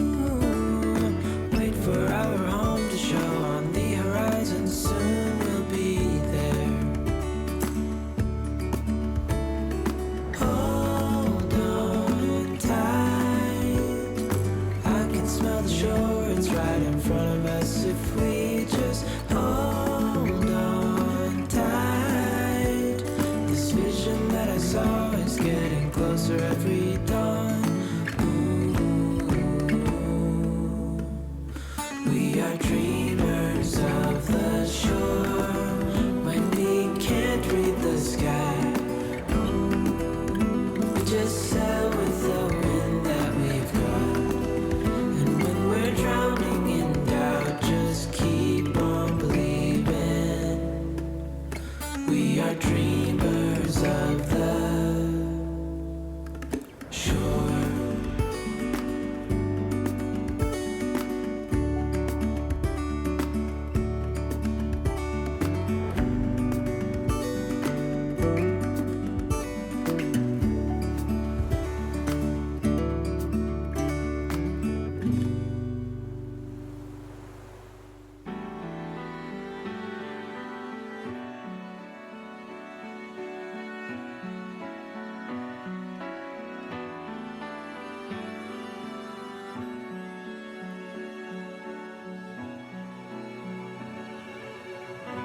I could never get enough of this old piano. Or the crashing sound of the breaking waves down here. Now I've been sitting here most of the day. Don't know why it's so hard to tear myself away. I can almost hear the ocean talking to me, saying, what are you waiting for?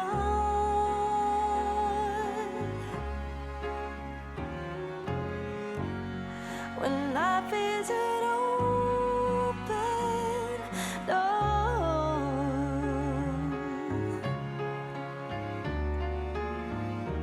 it will never get easier than this. It will never be more difficult to miss. So what are you waiting for? If life is an open door.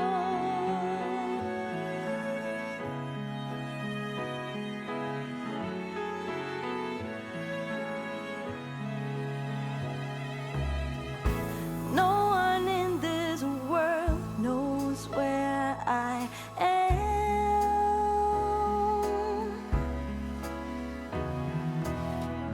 So I think I'll stay for as long as I can.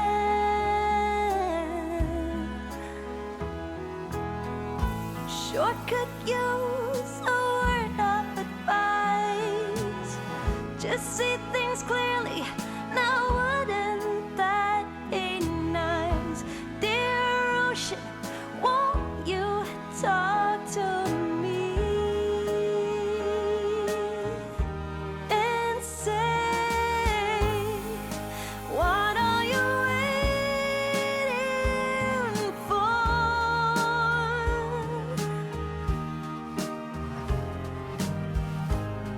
When life is an open door.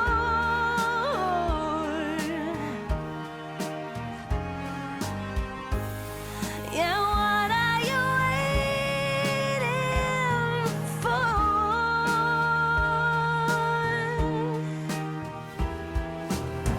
'Cause it would never get easier than this. It would never be more difficult to miss.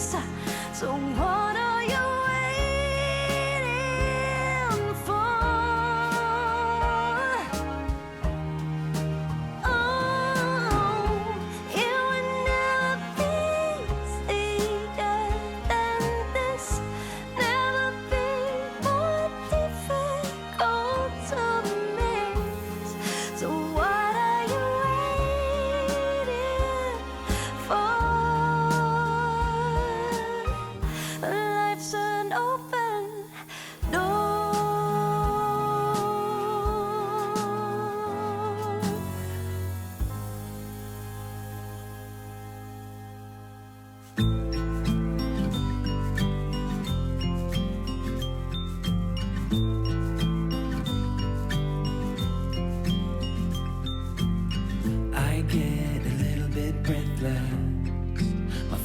too big. Can I get some comfort, please? I guess I should have been honest. A break to my heart. It's weighing me down, baby. I'm like a river that's overflowed. The sooner you know it, the less do we hurt. Let me speak the truth. I know you don't wanna face it. You think it's too late, but I can see past the rain. Won't you lay it on me? Turn the page and burn it. Let's make up a big bonfire on the beach with the stars as our lighters, and throw our problems in the flame. Throw our problems in the flame.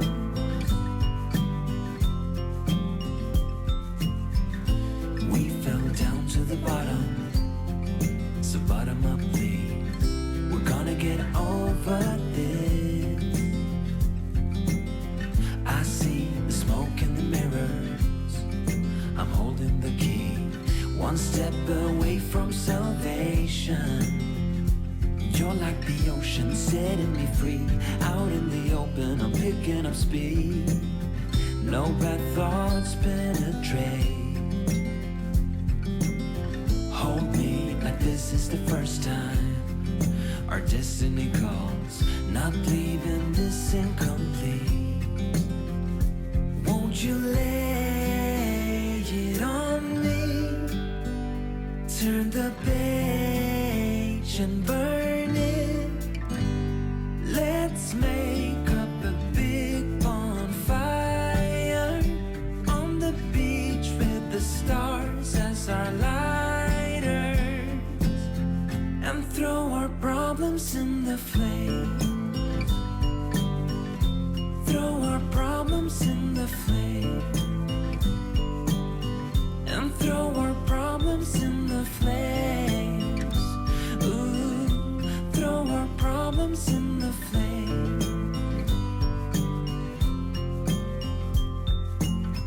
I get a little bit breathless. My thoughts are too big. Can I get some comfort, please?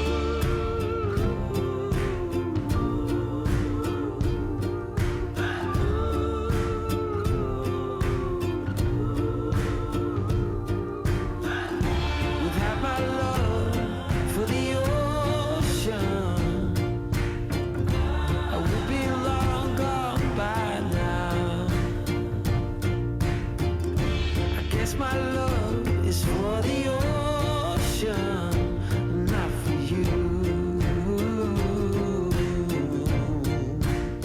No, not for you.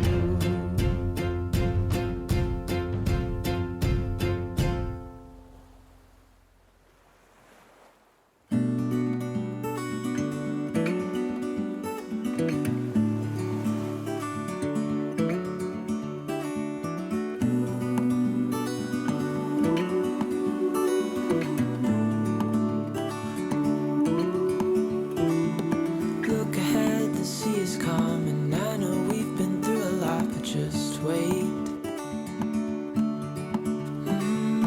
Wait for better days to come and carry us like wind in our sails. Hold on. Thank you so much for joining me today and making it all the way to the end of our crafting marathon. I also wanted to give a huge shout out and thank you to all of my Crafty Beach Bum members for supporting my channel here on YouTube. Thank you to Karen O'Haron, Melinda Elizabeth, Jamie Job, Susan Edmonds, Tracy Knight, Nancy Wunner, Julie Miller, Janae Farrington, Pamelia Wren, Maria Grace, Donna Schreiner, Sandy C., and Debbie DeLay. I really appreciate your support. Every little bit helps a small creator like me here on YouTube. If you'd like to join, all you have to do is hit the join button under today's video. It's $4.99 a month. You can cancel anytime, and you're going to get early ad-free access to my videos here on YouTube. Okay, do you want some more crafting DIYs? I have another crafting marathon video for you right here. Enjoy, and until next time, happy crafting.